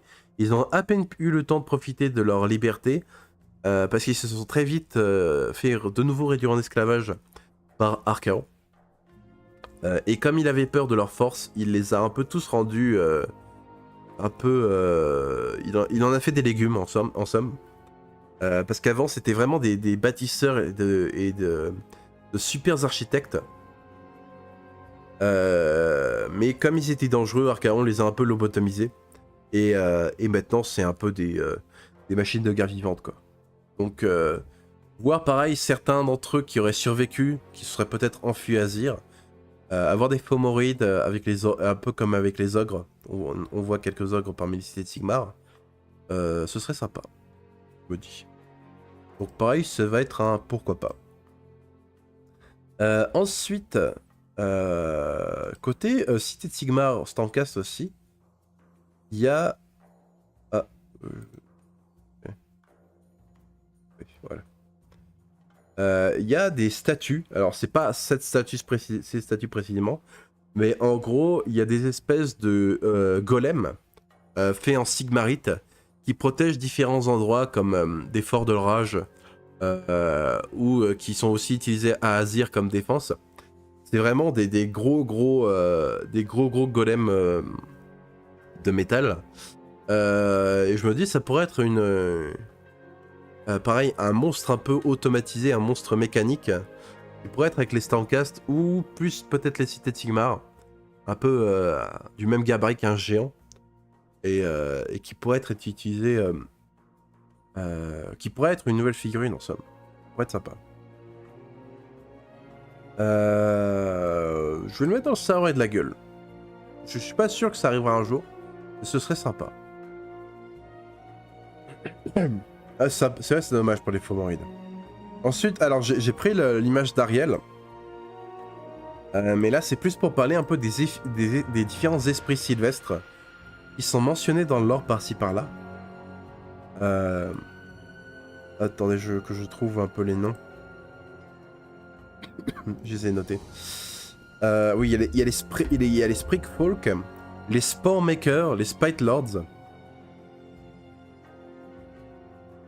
Ces différents esprits sylvestres qui sont mentionnés par-ci par-là.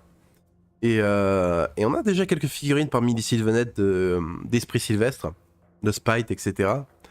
Mais ce serait intéressant qu'ils explorent plus ce genre de choses et qu'on ait vraiment des esprits sylvestres nommés. Il y en a d'ailleurs qui semblent être liés de par leur nom à des concepts comme... Enfin, pas que à la flore, mais aussi peut-être aux champignons. Ça pourrait être marrant. Et ouais, pour toute la partie sylvestre, en fait, tout ce qui est fait, esprit sylvestre, il y a beaucoup de potentiel, selon moi. Donc, ça, c'est plus on saurait de la gueule d'avoir plus d'esprit sylvestre. Ces golems ont l'air inutiles avec les éternels. On parle quand même d'être puissant, ayant une part de pouvoir d'un dieu. Ouais, mais après, les golems pourraient faire d'office... d'armes de siège ou ce genre de choses. Après, j'aimerais peut-être plus avec les cités de Sigmar. Avec les Stormcast.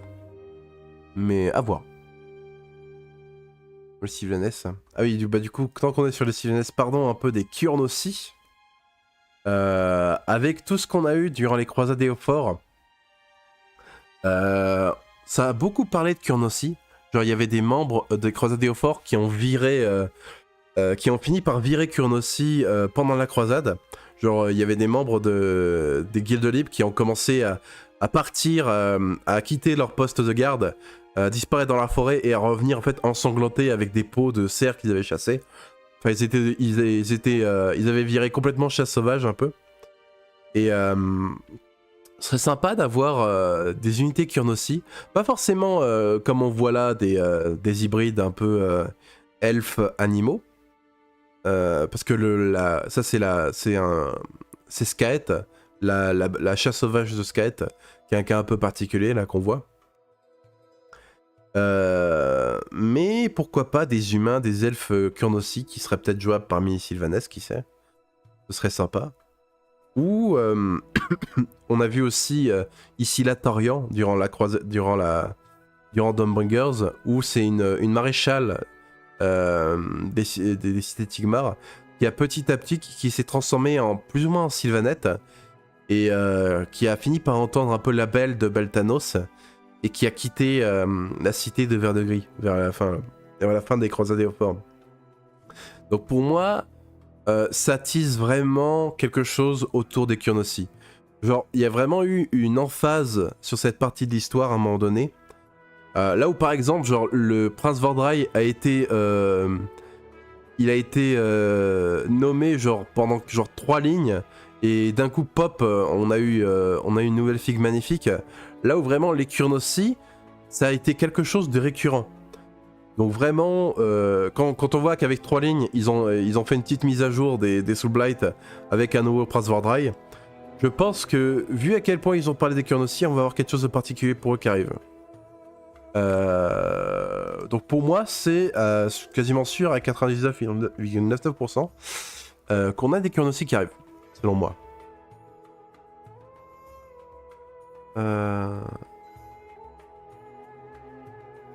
Ouais, ils ont besoin de dragons alors.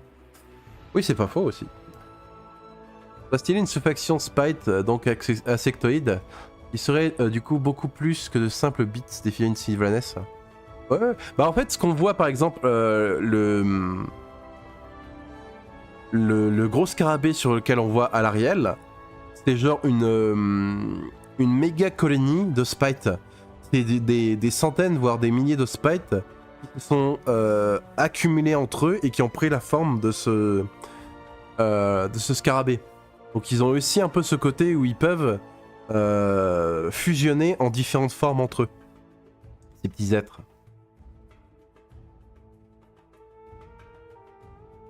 Il y a des centaures dans le camp des Sylvanès, en quelque sorte, ouais. Du coup, rien à voir avec les hommes bêtes chaotiques, comme on pourrait le penser par rapport à Warhammer. C'est plus des elfes qui ont été mutés un peu par le royaume de Gur, le royaume de la bête. Un peu particulier, leur cas. Mais aussi, on a eu un cas aussi un peu différent avec, comme je le disais, ici la Torian, où elle s'est un peu transformée progressivement. Et elle semble avoir été appelée par Beltanos à la fin. Donc on verra, on voit ce que l'avenir nous réserve, mais je pense vraiment que quelque chose arrive pour le Kurnosi. Il y a mention d'une race insectoïde dans le Battletome Ossiarch, le peuple du silence, je crois. Oui, le peuple silencieux, effectivement. C'était un peuple aussi qui a beaucoup été mentionné à Abyssgrave. Du coup, une saison de Warhammer Underworld. Et qui semble avoir été qui est une race insectoïde intelligente. Qui semblait pouvoir créer des genres de symbiotes. On les voit dans les cartes Warhammer Underworld. Et qui était entré en hibernation durant une très longue période. Et la façon dont Warhammer Underworld semblait en parler très souvent, on avait l'impression que ça allait être une faction qui arriverait. Donc peut-être dans un futur plus lointain, qui sait. Est-ce que la chasse sauvage de Skaet est canon? Bien sûr qu'elle est canon, bien sûr. Totalement canon. Totalement. Là pareil, j'ai mis Kragnos. Et là du coup c'est pour parler d'autres embeds non chaotiques. autres que les Kurnosi du coup. C'est les Drogouk, le peuple de Kragnos. Dans les Croisades au Fort, pareil, on a eu la confirmation que son peuple est toujours vivant. Donc il y a d'autres Drogouk, peut-être pas de la taille de Kragnos, mais il y a d'autres centaures de la race de Kragnos. Donc peut-être que ce sera un ajout à la destruction dans le futur. Ou on pourrait avoir aussi ajouté en plus des Drogouk, je dis souvent, ce serait intéressant d'avoir un peu une grande alliance des différentes races d'hommes-bêtes non chaotiques qui sont mentionnées par-ci par-là dans le lore. Genre il y a des hommes-poissons, il y a toutes sortes de races un peu humanoïdes. Ça pourrait être sympa aussi. Donc eux, je pense que ça aurait de la gueule, quoi, en somme. Ensuite, ça, ce serait plus... ça prendrait du temps. Mais dans le lore, en fait, c'est souvent mentionné que les draconites ont passé un accord avec les éternels. Donc ils se battent aux côtés des éternels à condition qu'ils les aident à reconstruire leur empire draconis. Ce qui laisse sous-entendre que d'ici peut-être 1 ou 2 éditions, peut-être que l'empire draconis commencera enfin à renaître. Et à ce moment-là, ce serait intéressant, en fait, je me dis, est-ce qu'on n'aurait pas un jour une faction de draconis? Et du coup, on pourrait avoir différents rôles, un peu, différentes figurines draconis, pas que les draconis qu'on voit avec les éternels, mais peut-être des draconis mages, avec différents habits. Ils ont un peu ce côté un peu sapien, ce côté un peu humanoïde. Ils ont des pouces opposables, ils sont capables de parler. Ce sont de puissants mages aussi, ils ont des capacités naturelles avec la magie. Donc vraiment, ce serait intéressant d'avoir cette race un peu de dragons qui pourraient avoir différentes armures, différents habits, qui pourraient porter aussi des armes, enfin... Tout ça aurait de la gueule, quoi. Ça aurait vraiment de la gueule. Ça prendra du temps, mais je pense vraiment qu'on finira par avoir d'autres trucs pour les draconites dans le futur. Une arme de guerre contre la race de Crodis et Karazai. Le peuple de Kragnos, effectivement, il y a une grosse guerre. Ensuite, effectivement, il y a un petite mention libre un peu, ça va être un pourquoi pas. Il y a plein de cultures qui sont mentionnées dans le lore. Donc pas que celle-ci. Donc des cultures natives des royaumes. Et l'une d'entre elles, par exemple, qui m'a assez marqué, c'est les rois des racines. Donc c'est des nains sylvestres de Giran qui vivent dans ce qu'on appelle des arbres montagnes, d'immenses arbres en fait dont la cime s'élève un peu au-dessus des nuages. Et ils sculptent un peu leur environnement dans les montagnes. Et ça, je trouve que ce serait aussi assez stylé de voir ça un jour. Pareil, quand j'avais fait la vidéo un peu sur les différentes cultures d'Akshi, il y a un live qu'on a fait là-dessus, je m'étais dit un petit livre Dogs of War où on a des petites figurines de plusieurs petites cultures natives des royaumes qui sont pas forcément des cités de Tigmar. Du coup, un BT où on aurait des figurines de chaque truc qui serait un peu en mode Dogs of War et serait peut-être un peu mercenaire. Et là où c'était plein de cultures d'Akshi, là il y aurait des cultures de Giran. Et ça aurait de la gueule, je trouve. Ce serait assez stylé.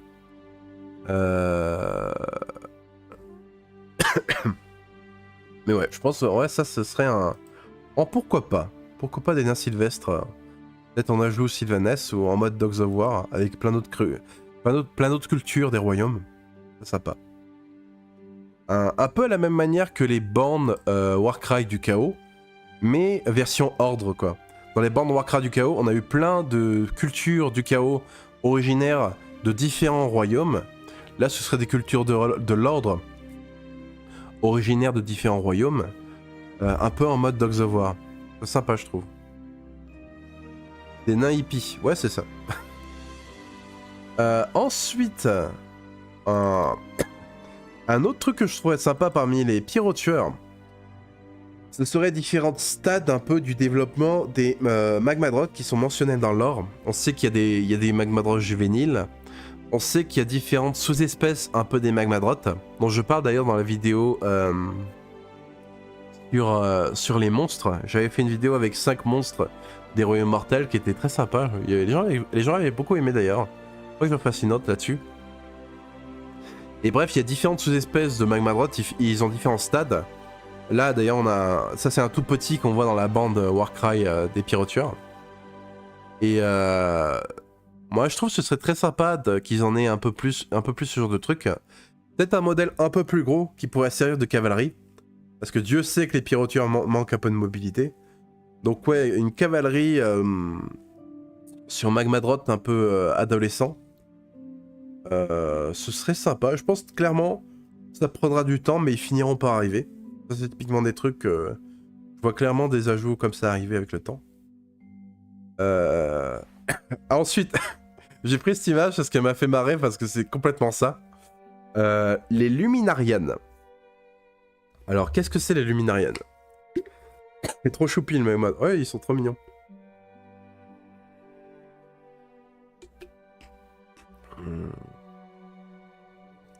Dans 40K, il y a beaucoup de mécanismes de frappe en profondeur.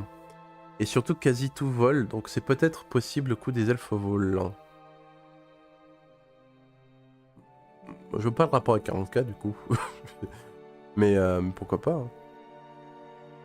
Mes vampires à pied sont passés. Vampires à pied. Ouais, ce serait sympa aussi une infanterie d'élite de vampires à pied. Mais ça, ce serait plus une version alternative d'unité déjà existante en somme. Donc c'est l'équivalent de ah, il y a cette unité de lancier et si on leur donnait une épée et un bouclier quoi. Et si les mêmes unités pouvaient à la place avoir des arbalètes. Enfin, après, ça, tout ce genre de truc, c'est possible pour toutes les unités du jeu, quoi. Salut Enki le Gigan. La rumeur veut que les Fire Sailors partent pour au moins 2 versions. Ouais, on en parlait tout à l'heure des théories, des rumeurs autour des Pyrotueurs. Peut-être, hein. J'aurais plus tendance à penser qu'ils mettent dans un Battle Tome conjoint avec les Caradrons, comme ils l'ont fait avec les clans Rook. Mais l'avenir nous le dira, on verra bien. Doublant avec les nouveaux nains du chaos qui vont arriver. Ah, ça c'est intéressant. Ça c'est intéressant parce que c'est vrai qu'ils voudraient peut-être pas faire doublon avec le côté nain de feu. Parce que c'est vrai que les Dawizards, c'était littéralement le nom des Dawizards, les nains du chaos, c'était nains de feu. Et genre, je disais souvent que le titre de Dawizard aurait pu être attribué aux Pyrotueurs parce que c'est littéralement ça, c'est des nains de feu. Et ouais, le côté où il voudrait pas faire doublon, même si bon, l'un c'est le chaos, l'autre c'est l'ordre. Mais le côté où il voudrait pas faire doublon avec les nains du chaos, je comprendrais. Et de là à supprimer une faction, ça paraît très bizarre. Beaucoup de gens jouent quand même Pyrotueurs, ça ferait bizarre. On va voir, de toute façon le Battletome Caradron arrive. Genre s'ils sont pas jumelés avec le BT Caradron, il y aura peut-être moyen de s'inquiéter. Mais on va voir déjà. Le roi Arthur et Léo Dagan dans OS. Ah oui, oui. Du coup ça c'est les Luminarians. Alors ça fait beaucoup marrer parce que parmi les lunettes, il y en a qui sont basiquement comme ça. Ils ont les yeux qui brillent comme des soleils. Et genre quand vous croisez leur regard, ça peut vous brûler les yeux. Ils appellent ça des Luminarians. Et en gros, ce sont des luminettes qui ont entrepris un... c'est quoi le mot quand on fait un voyage un peu religieux et, un pèlerinage, voilà, merci. Merci moi. Ils ont entrepris un pèlerinage pour reproduire un peu l'aventure de Tyrion. Du coup, le dieu, l'un des 2 dieux de Ish avec Teclis, qui est vu un peu comme le dieu Phénix, le dieu soleil, parmi les peuples de Ish. Et en gros, au tout début de l'âge des mythes, dans les légendes un peu de l'âge des royaumes mortels, Tyrion est apparu à Ish et il a cherché Teclis, son frère. Et en ce faisant, il s'est un peu égaré à l'extrémité du royaume de Ish. Là, d'ailleurs, où tous les royaumes sont extrêmement instables et dangereux, du coup, même pour les dieux.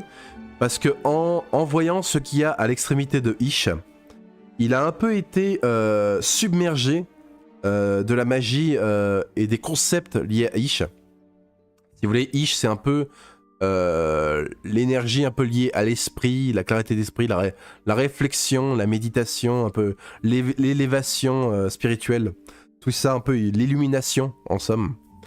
Et en voyant en fait l'extrémité de Ish, Tyrion est devenu aveugle. Mais il aurait aussi appris énormément de choses. Il y a un truc qui s'est passé. Il a obtenu l'illumination en somme. C'est un peu ça quoi. Faut vous imaginer que l'extrémité des royaumes, quasiment personne peut y survivre. C'est létal d'aller à l'extrémité d'un royaume. Mais pour un dieu, c'est pas vraiment mortel. En tout cas pour Tyrion, ce n'était pas. Il est donc devenu aveugle, mais il peut toujours voir. En fait, maintenant, il peut voir à travers toute la lumière de Ish. Maintenant, un peu Ish est devenu son œil, en somme. Et il peut aussi voir à travers les yeux de Teclis. Il y a ça aussi. Du coup, il est aveugle, mais bon, il n'est pas totalement aveugle non plus, quoi. Au contraire. Et en fait, Ish, ce qu'il faut se dire un peu, c'est que l'extrémité de Ish, cette illumination, c'est un peu comme si vous obteniez des connaissances de Tsench, un peu, mais au lieu que ce soit un peu chaotique, c'est plus neutre, c'est plus primordial un peu. C'est plus les mystères un peu du cosmos. C'est particulier. Mais du coup, certains luminaries ont du coup fait ce pèlerinage de reproduire le voyage de Tyrion et sont allés à l'extrémité du royaume de Ish. Et ils sont devenus eux aussi aveugles, leurs yeux ont été brûlés, mais ils sont revenus avec quelque chose en plus. Ils ont eu un peu cette illumination, et ils ont maintenant du coup en fait ce regard, leurs yeux sont lumineux du coup comme la connerie de Merlin un peu dans Camelot. Et on les reconnaît à ça justement, à leurs yeux lumineux. Je me dis, ce serait compliqué de retransposer ça en figurine. C'est le seul hic. Comment est-ce qu'on retranspose en figurine le fait que des lunettes pourraient avoir des yeux incandescents? C'est le seul truc. À moins d'avoir peut-être genre des effets un peu, genre des espèces de... Un effet un peu de rayon qui sortirait de leurs yeux, qui sortirait des yeux de la figurine. Pourquoi pas? Ce serait le seul truc. Et ouais, ça aurait de la gueule. C'est pas sûr, vous voyez. C'est le hic un peu du truc. Et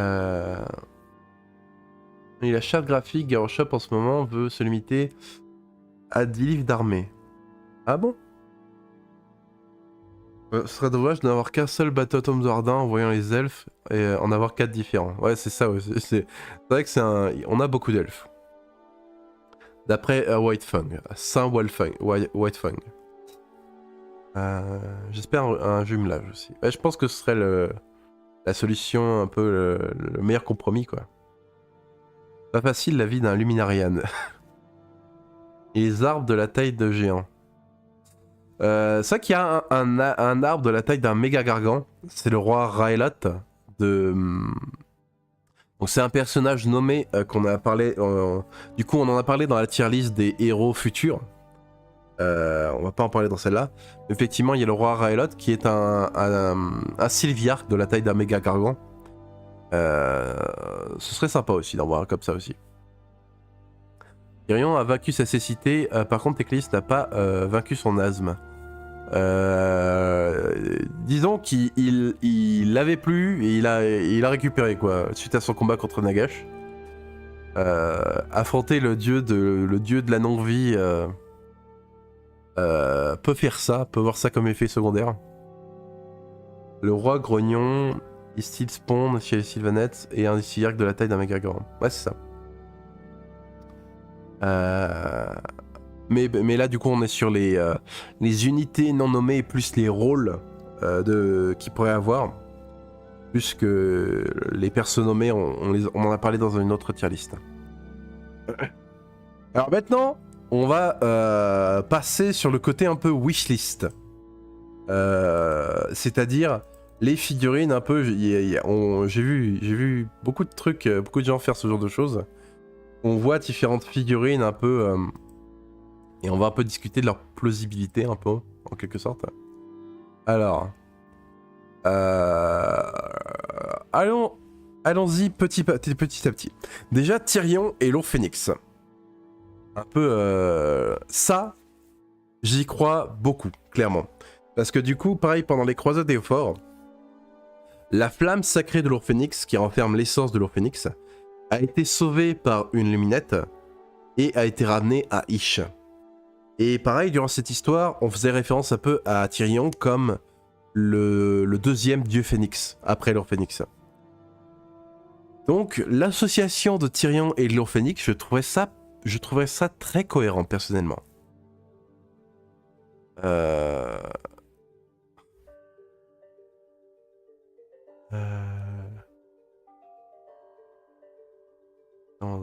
Non, on rentre dans le dur.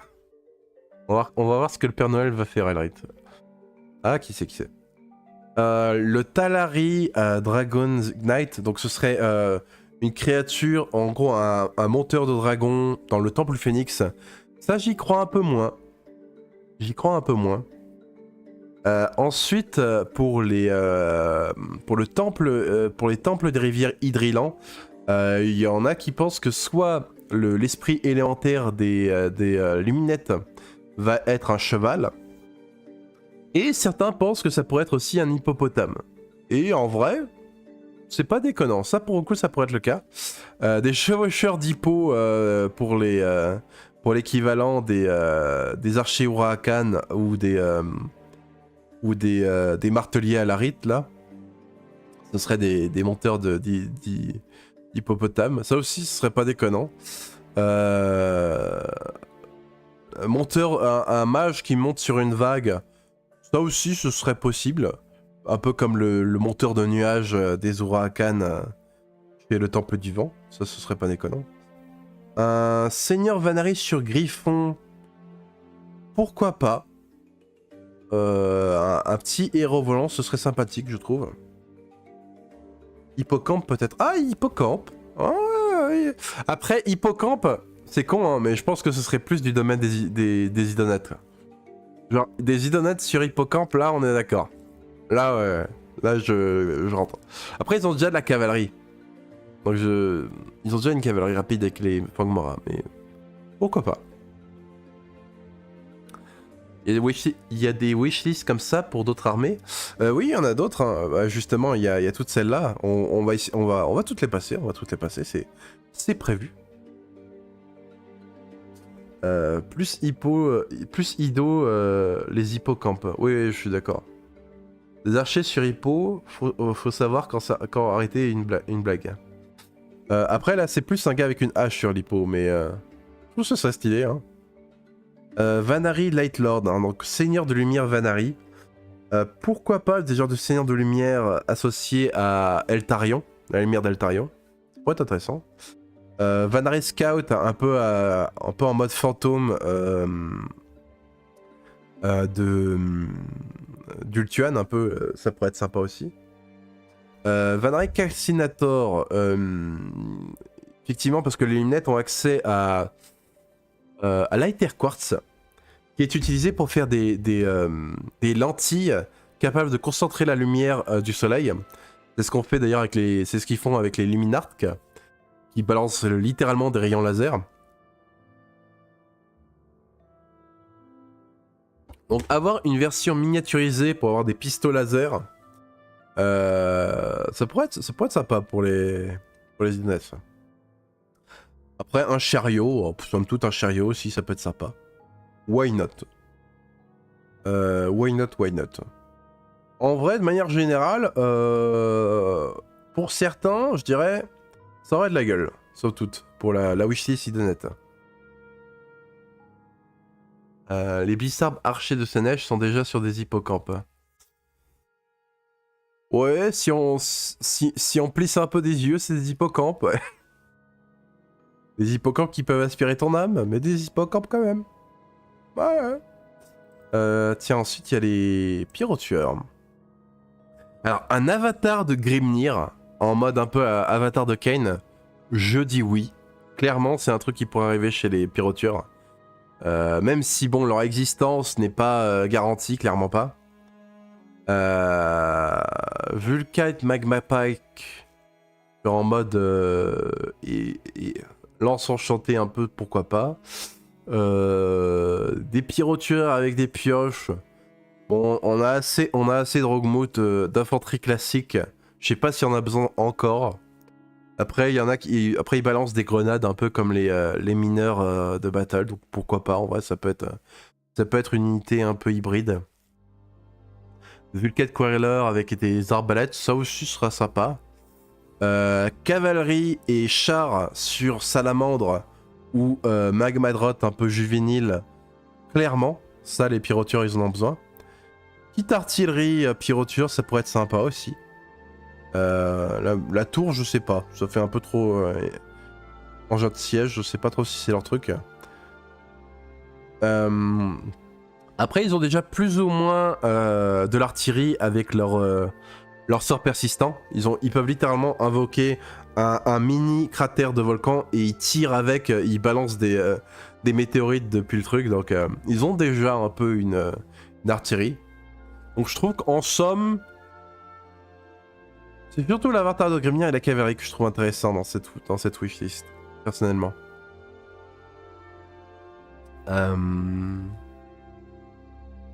Peut-être pour le V5. Tellement elles aspiraient que l'âme. Ah oui. Ouais, à mon avis. Bon, on va évitons de glisser avec sa neige, c'est dangereux. Je voulais dire les hippocampes de la mythologie, pas le poisson. Ah oui, un peu comme avec Poséidon. Je vois, oui, ouais. Pourquoi pas? Pourquoi pas? Ça pourrait être sympa aussi. Après, ce qu'il faut se dire, c'est que c'est les rivières. Ce sera plus une créature liée aux rivières, pas à la mer, pour les hydrilans. Donc je penche plus pour un cheval ou pour un hippopotame, clairement, personnellement. Mais l'avenir nous le dira. Avatar de Ken Plagieur, oui, mais ça marche. It just works.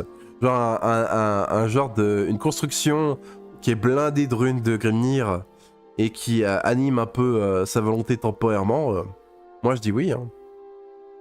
Gotrek aurait peut-être plus intérêt. Ah, merci pour ta wag, Mika. Il a trouvé la wag, Mika. Oh bordel, ça fait une alerte pour tous ceux qui font la wag. Oh merde.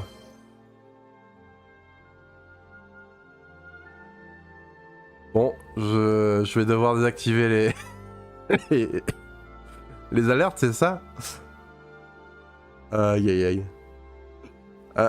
Gotrek aurait peut-être plus d'intérêt en tant que réincarnation de Grimnir. Gotrek, je sais pas ce qu'ils en font avec. Allez, c'est parti, amusez-vous. C'est combien de points pour ce truc? Je crois que j'ai mis 1 point, j'ai été con. J'ai été trop con. Là, je vais le mettre à 1000 points. Je vais le mettre à 1000 points, la wag.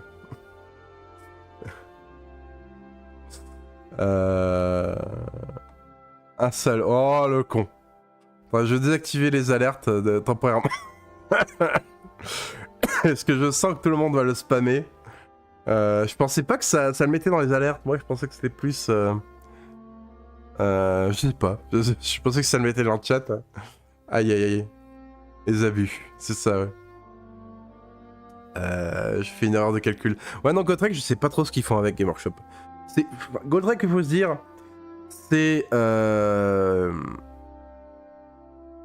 Il est là pour la transition de ceux qu'il appréciait dans Battle. Il est là pour aider les gens à rentrer dans AOS. C'est là pour être un peu le self-insert des gens de Battle qui ont du mal avec AOS. Et du coup, de par le fait, je peux pas l'aimer en fait, Gotrek, personnellement. J'ai jamais vraiment eu de lien avec lui. Et En fait, l'intérêt qu'a Gotrek dans le lore général d'AOS, c'est qu'il pourrait être amené à contribuer à ramener Grimnir. C'est vraiment ça. Tant qu'il approche pas de faire ça, personnellement, je vais pas trop m'intéresser à Gotrek. Parce que j'ai un peu lu certains livres de Gotrek, et il va un peu partout de manière aléatoire, il change d'avis, il change d'objectif, n'importe comment. Tu sens qu'il sait pas où aller, qu'il sait pas quoi faire, il est perdu, le pauvre. Je veux dire, il va toujours botter des culs comme personne, Il a toujours le syndrome du protagoniste. Enfin, je veux dire, il est en scénarium, mais il me paraît un peu perdu, quoi. Il est là pour les fans, voilà, de Gotrek en somme. Même si je trouve quand même la façon dont il est arrivé à AOS cohérente. Ça a été le cas de beaucoup d'autres individus qui sont passés par les royaumes du chaos, là où le temps fonctionne un peu différemment, et qui sont ressortis dans les rues mortelles. Beaucoup de serviteurs du chaos ont pu faire ça. Et Gotrek, il est tellement quasiment immortel que ça m'étonne pas qu'il ait survécu dans les rues de chaos. Donc je critique pas la façon dont il a été amené, je critique un peu la façon dont il est utilisé. En somme. J'ai un petit souci avec ça. Mais voilà. Donc pour eux, je dirais, ça va être de l'ordre du pourquoi pas en général. Voilà. Ensuite, ça c'est laquelle ? Je peux pas le voir de près. Ah, ça c'est une... On va faire la fille de la Daughter of Cain.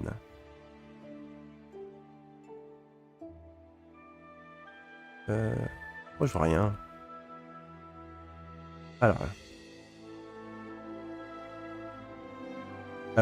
une wishlist Dr. Oken.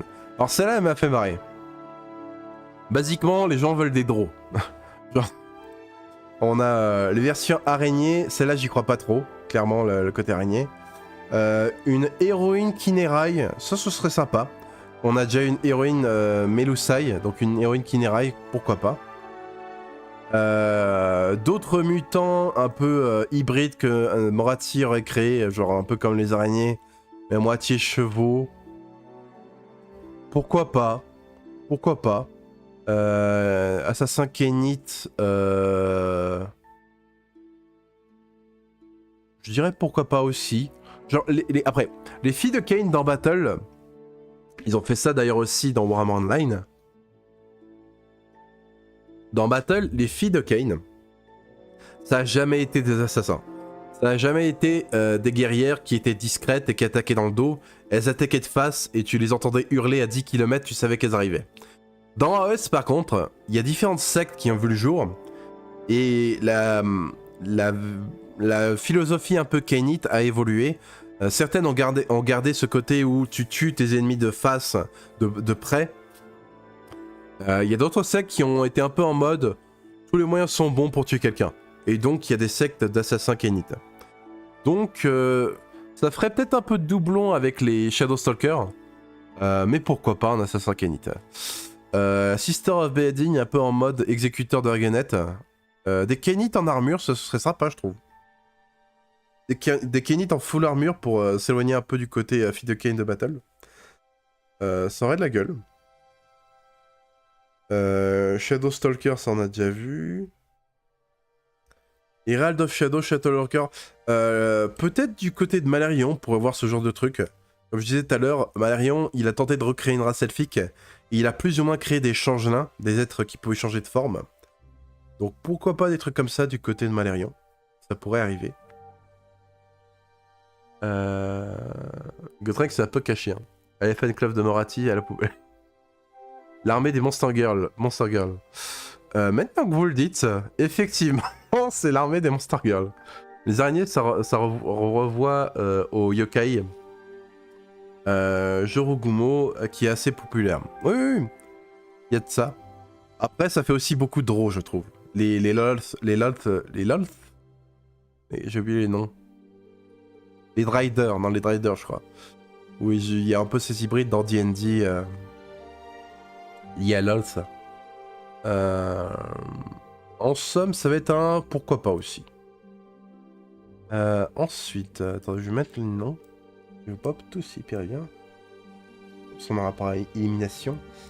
La wishlist Cities of Sigmar ensuite. Alors, un altar de religieux. Moi, j'avais dit un peu pareil tout à l'heure pour les mécaphores. Un petit mécaphore religieux des cultes Umbergen serait sympa. Excessir War Priest, bah, on l'avait déjà en fait. On l'avait déjà. Alors, est-ce que ils en referaient un, pourquoi pas. Witch Hunter, il y en a déjà pareil. Un ingénieur de l'arsenal de Frères Brasure. Pourquoi pas. Pareil, ingénieur. Ad Marshall, bof. Tout ce qui est trop un Empire, bof. Redite de l'Empire. On a déjà des canons, pour avoir d'autres canons, ouais. D'autres unités nains. Là, il y a un Runic Golem. Pourquoi pas des mechas nains, ça ce serait sympa. Vu le niveau de technologie d'AOS, ça serait possible. Il y en a qui mettent des alphelins. Il y a des alphelins qui ont été mentionnés dans le lore. Donc pourquoi pas une extension à Halfling des cités de Sigmar, ce serait possible. Après tout. Ça va être du pourquoi pas, cette wishlist. On dirait les seigneurs d'Albâtre d'Elden Ring. Oui, oui, qui utilisent un peu la magie gravitationnelle, là. C'est vrai qu'il y a un peu de ça, ouais. Un peu de ça. Il y a une wishlist Séraphon. Hop. Wishlist Séraphon. Alors, ancien Croxigore. Somme toute, c'est un peu une redite de battle, mais pourquoi pas. Pareil avec les gantelets de Thanos, ce serait sympa aussi. Un Coatl, ça j'avoue que ce serait aussi très très stylé. Un serpent volant. Brontodon, un truc en mode Diplodocus, ça aurait de la gueule. Oh, tout ce qui est dinosaure, c'est open bar, franchement. Il pourrait nous faire toutes sortes de trucs. Là, on a des monteurs de dodo, là, j'ai oublié le nom. Dilophosaure. Un dread saurien, un gros dread saurien, ça pourrait être sympa d'avoir une refonte du saurien. Pachycéphalosaure, ça pourrait être sympa aussi, clairement. Tout ce qui est dinosaure, clairement. Ouais, ça va être pourquoi pas aussi, celle-là. On dirait le type qui a écrit la wishlist Cité Sigmar a été chez son pote, le gros coupillé de l'or, a balayé le regard sur son étagère. Ouais, c'est ça. Bon, ouais, ça c'est l'Empire en somme. C'était surtout des figues de l'Empire, j'ai l'impression. Des hommes épée à deux mains, hallebarde, à l'autre. Oui, en vrai, toutes les redites, toutes les armes alternatives possibles, les cités de Sigmar pourraient les avoir. Ça, y a pas de doute possible. Il a été fait il y a 4-5 ans. Un Quetzalcoatl. Ouais, c'est ça. Ensuite, ça c'est la wishlist Idonet, si je dis pas de bêtises. Le haut est un peu bouffé. Ah, c'est celle-là. Alors, Isharan Deep Tamer, c'est l'Ambelor. On en parlait tout à l'heure, c'est un peu l'Ambelor. Je suis d'accord. Un Carcinos, gros crabe, clairement, ça aurait de la gueule. Une unité un peu... un gros behemoth qui sur le sol, ça pourrait être assez stylé. Une meute de crabes, pourquoi pas. Des Akélianes à pied, clairement. Des Namartis un peu mutés en mode sirène, un peu comme les Melusai des Fitcane. Bah, je dirais pourquoi pas en vrai. Ça, c'est possible aussi. Ils peuvent avoir toutes sortes de mutations un peu bizarres, les Namartis. Akélian, Octoken, un Kraken, on en parlait tout à l'heure. Endless Spell, Tsunami, Tentacule, invocation de tentacules. Ah, ça c'est comme l'invocation des épées volantes, mais version espadon. Ça c'est plus pour le LOL, c'est rigolo. En vrai, ça aurait de la gueule. Celle-là, je dirais que ça aurait de la gueule. Clairement. Ensuite, il y a une petite tier list Ogre. Une petite wishlist Ogre.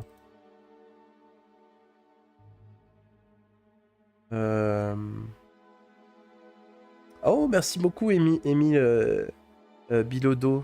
Merci beaucoup pour... Oh, c'est pour Panthéon divin. Mais bienvenue sur la chaîne. Merci énormément pour ton soutien. Ça fait extrêmement plaisir. Si tu as une question sur quoi que ce soit, n'hésite pas. Il y a une vague d'Okusai dans la wishlist. On va voir ce que le Père Noël va faire au fond. Okusai. Bref. Over Tyran. pourquoi pas. Frostbelly. Un ogre plus lié au concept un peu de l'hiver éternel, ce serait sympa, ouais. Un mage du froid au lieu d'avoir les... version Fire Belly, du coup les ventre-feu mais version froid, pourquoi pas. Exécutionneur, là on peut avoir toutes les versions des ogres possibles, on a les ogres ninja, etc. un peu. Des gnoblards, pourquoi pas, plus de gnoblards.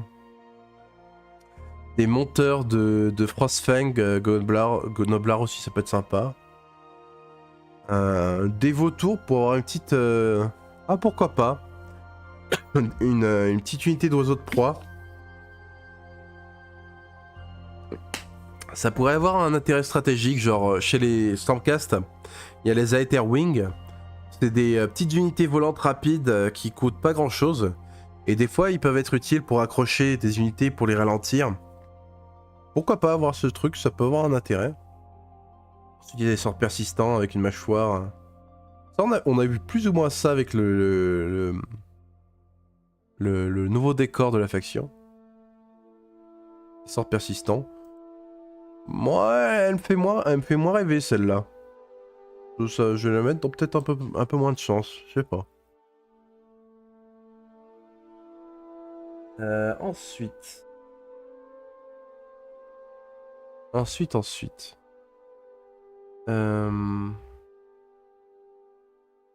il y a une petite wishlist Caradron, tiens.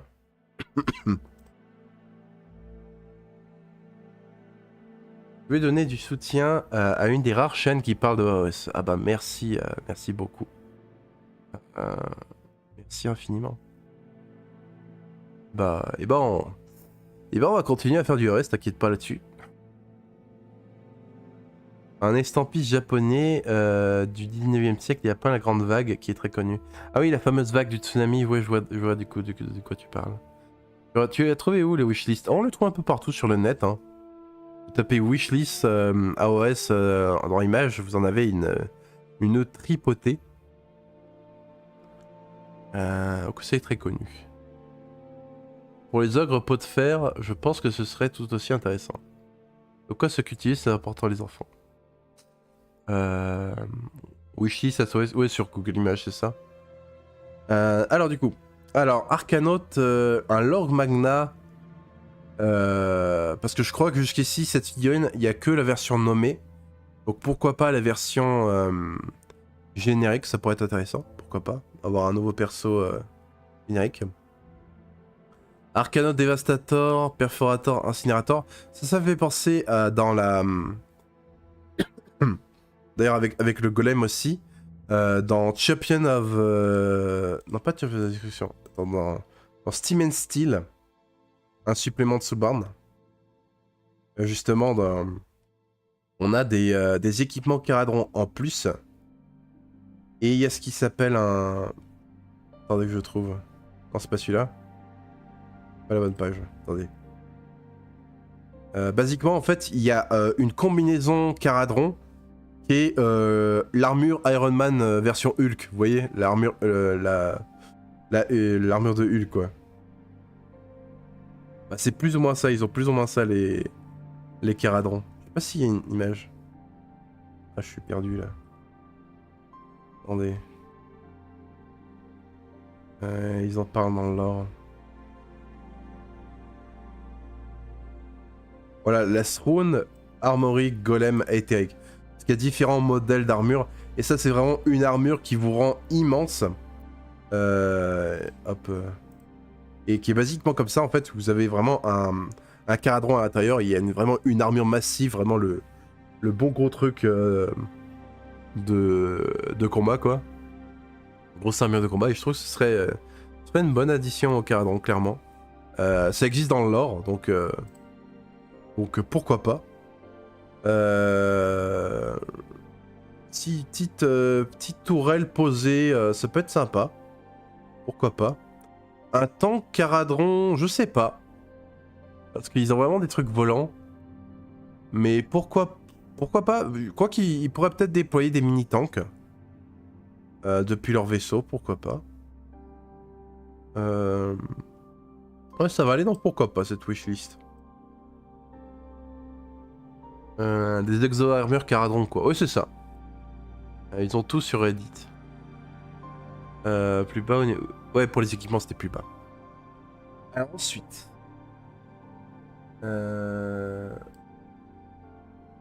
Ensuite il y a la tier list, il y a une petite wishlist éternelle de l'orage. Quoi que c'est peut-être pas éternel d'orage.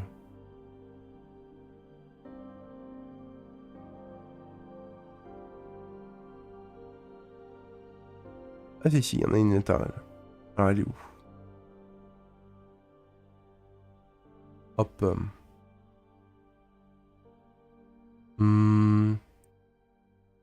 Lord Imperator sur Star Trek, pourquoi pas. Night Reluctor depuis, ça se voit que c'est une vieille. On l'a déjà eu.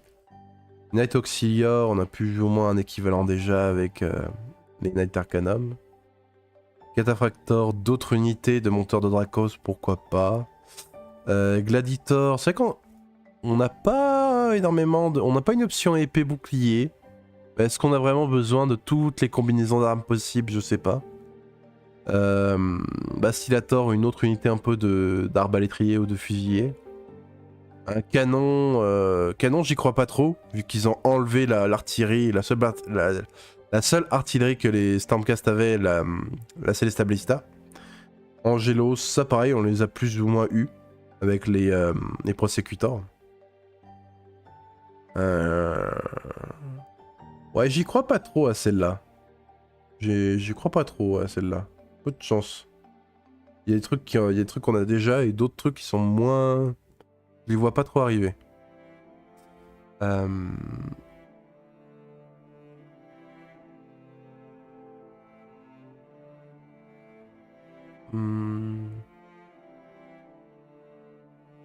sous-marin volant comme dans Planète au Trésor, ce serait cool. Unité furtive. Sous-marin volant.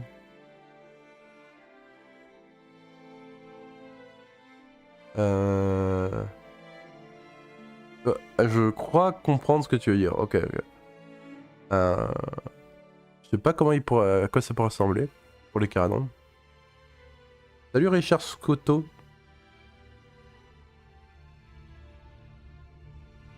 Alors ensuite, je crois que c'est une petite tier list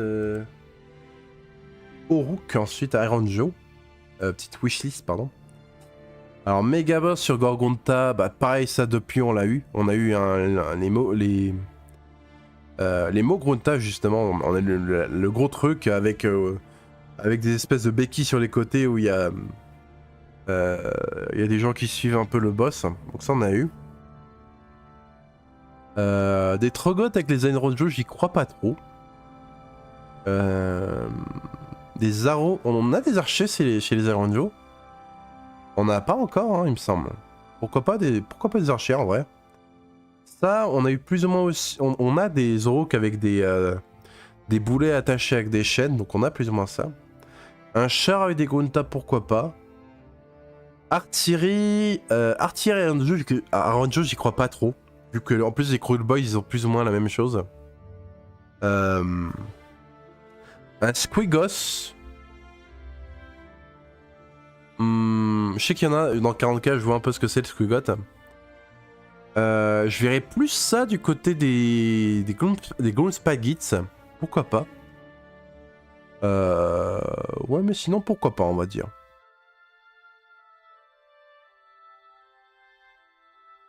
Et puis c'est Crawl Boys, ouais, c'est ça. Ancien libérateur avait des épées et boucliers en option. Ils avaient pas des épées à deux mains en option? Ils avaient l'option d'épée à une main? Peut-être. Je dois dire des bêtises alors. Effectivement. Un gros monstre random enchaîné quoi. Ouais, peut-être aussi. Pourquoi pas. Ensuite, il nous reste petite tier list Sylvanas, petite wishlist Sylvanas et petite wishlist Slaneshi. Alors, Sylvanas, elle est où Sylvanas? Ah non, c'est pas Sylvanas, c'est une petite wishlist qui lance plusieurs trucs. Bah tiens, encore une fois, ça on a eu depuis le temps. Ça a été accompli. Des Black Knight mises à jour. Des épéistes à dommage, c'est les cités de Sigmar, pourquoi pas, il me semble qu'on n'a pas encore ça. Des unités flagellants, c'est vrai qu'on en a eu dans les bandes, mais on n'a pas eu de nouvelles unités flagellants. Et pourtant, elles ont été très présentes dans le lore durant les croisades des forts. Donc, ils mériteraient d'avoir de nouveaux flagellants. Ou peut-être qu'ils vont faire des unités de culte umbérogène. En mode moins flagellant, mais peut-être genre des guerriers religieux un peu plus organisés, qui sait, on verra. Les chaoteux un peu mutés, pourquoi pas, une petite mise à jour. Ah oui, les enfants du chaos, ils mériteraient tellement une mise à jour, bordel. Ils commencent à vieillir. Des archers Mortec, clairement, il y en a un dans une bande Underworld. Mais c'est vrai que c'est étonnant qu'ils n'ont pas encore d'archers ou d'abalétriers, les Ossiarques. Bon, pourquoi pas. Cavalry Cruel Boys sur des... sur les mêmes bestioles que le boss, que le boss des Cruel Boys. Ce serait sympa aussi, ouais. Pareil, ça aussi, depuis, ça a été réalisé. On l'a eu pour les Gloodspite, avec les nouveaux chevaucheurs de loup. Les fucking Kurnosi, je suis bien d'accord. Ça finit par arriver. Donc ouais, il y a beaucoup de choses il y a 2-3 trucs qui sont déjà arrivés. Et d'autres trucs qui seraient très sympas dans cette wishlist. Donc ça va être un sarret de la gueule, clairement. Nous avions une main, 2 mains et double lame avec les anciens libérateurs pour les éternels. Maintenant juste marteau, bouclier et autre unité pour récupérer la double lame. C'est une autre unité pour récupérer la double lame. Ok. Étrangement, en fait, le fait d'enlever des options libérateurs, ça donne la possibilité à une autre unité d'arriver, quoi. Avec ces options. Mais bon, à chaque fois, est-ce que ça change pas? C'est très difficile dans genre unité épée bouclier, et d'un autre côté, t'as une épée marteau bouclier. C'est compliqué d'en faire des unités vraiment différentes, quoi. Tu peux leur donner une capacité un peu différente, mais elles joueront un peu le même rôle, quoi. Capacité en plus. Et maintenant, il y a la wishlist du coup des Slaneshi.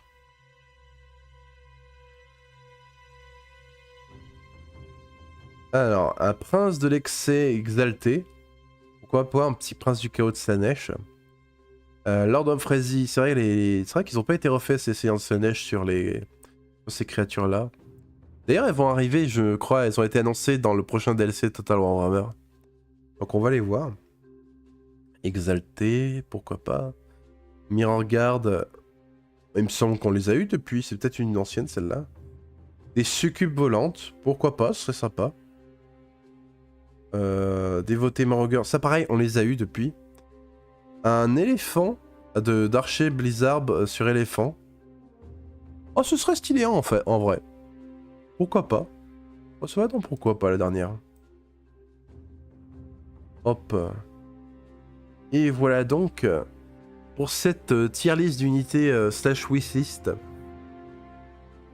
Qui était très sympathique. Alors j'ai sûrement oublié plein d'unités qui ont été mentionnées dans le lore ou de rôles pour les différentes factions qui auraient été intéressantes d'inclure. Si j'arrive à en réunir beaucoup d'autres, peut-être qu'on en fera une autre, une V2 de cette tier list. Mais déjà celle-là était sympa. Si Slanesh obtient des mammouths avant le reste du chaos, je pars en dépression. Ah, c'est vrai que c'était les Norska qui avaient les mammouths. Oh, peut-être que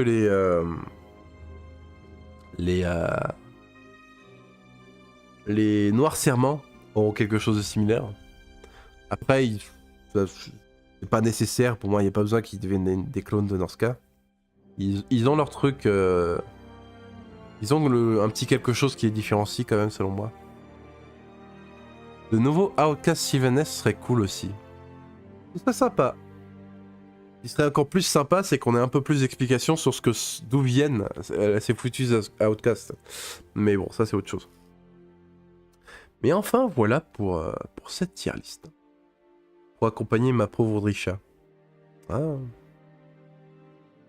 À voir s'ils vont étendre les outcasts. Il y a l'unité Warcry récente justement sur les Sylvanettes qui sont au Gnarlroot. Il y a quelques outcasts dedans, j'ai l'impression. Donc on a un peu plus de diversité. Mais bon, c'est vrai qu'avec Drisha, il y a 3 unités outcasts, quoi. Après, ils sont peut-être pas censés être quelque chose de trop fréquent, quoi, non plus. Mais bon. En tout cas, voilà. Voilà. Avons-nous oublié quoi que ce soit?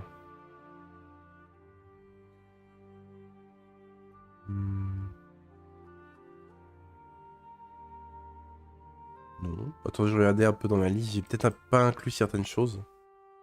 Tac. Il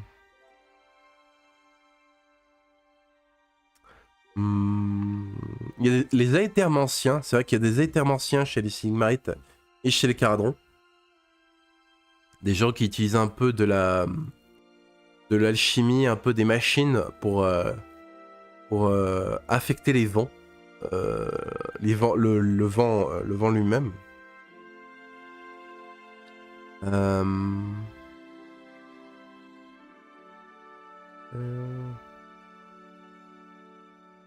Les cheaters, non. Non, je pense que j'ai un peu fait le tour de ce que j'avais trouvé un peu cherché. La figue comme le... Oui. Mais voilà. Donc si jamais, n'hésitez pas, si vous trouvez d'autres unités dans le lore qui ont pas de figue ou d'autres rôles un peu spécifiques de chaque faction qui n'ont pas de figue, n'hésitez pas à les partager, à les mettre dans les commentaires du live. Mais voilà. C'est bien sympa. Bah ouais, je trouvais qu'on a bien discuté de plein de points intéressants.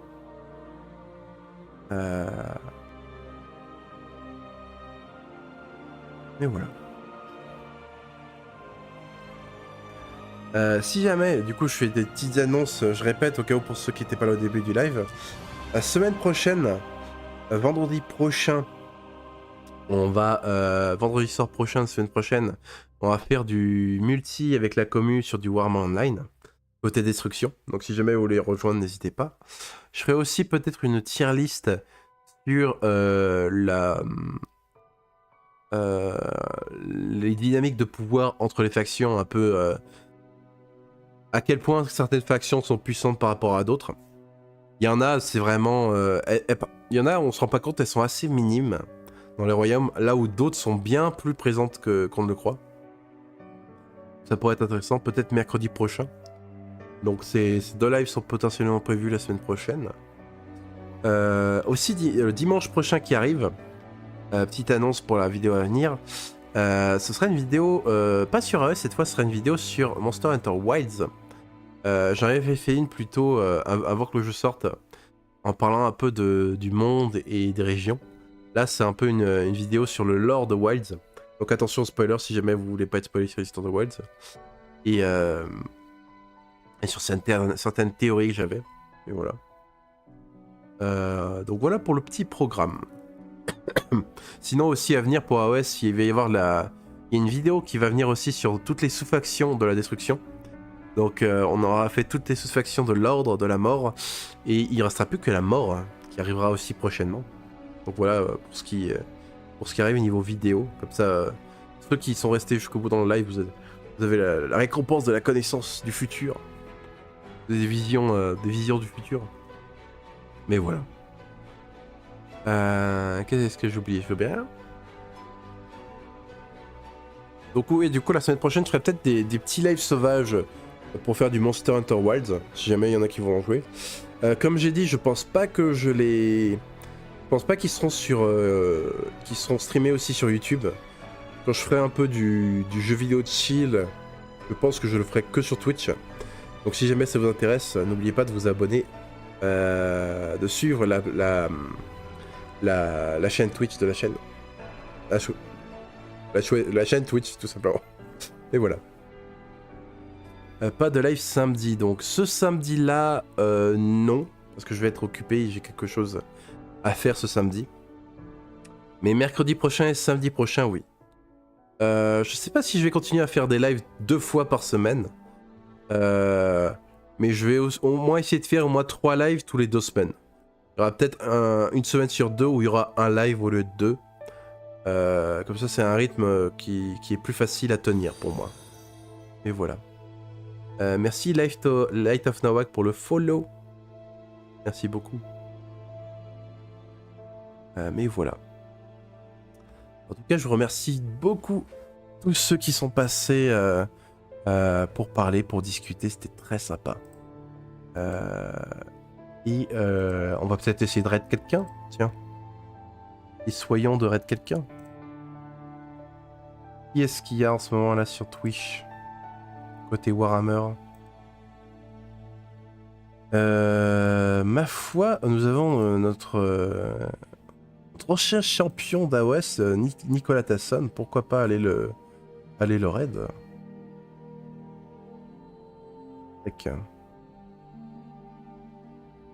Alors,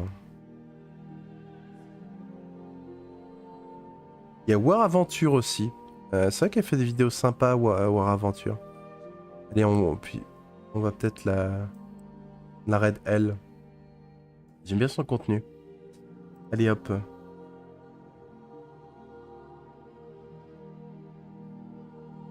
Laisse chez lui une petite wag.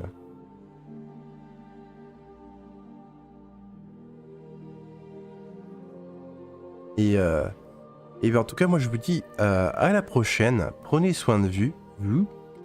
Et bisous bisous.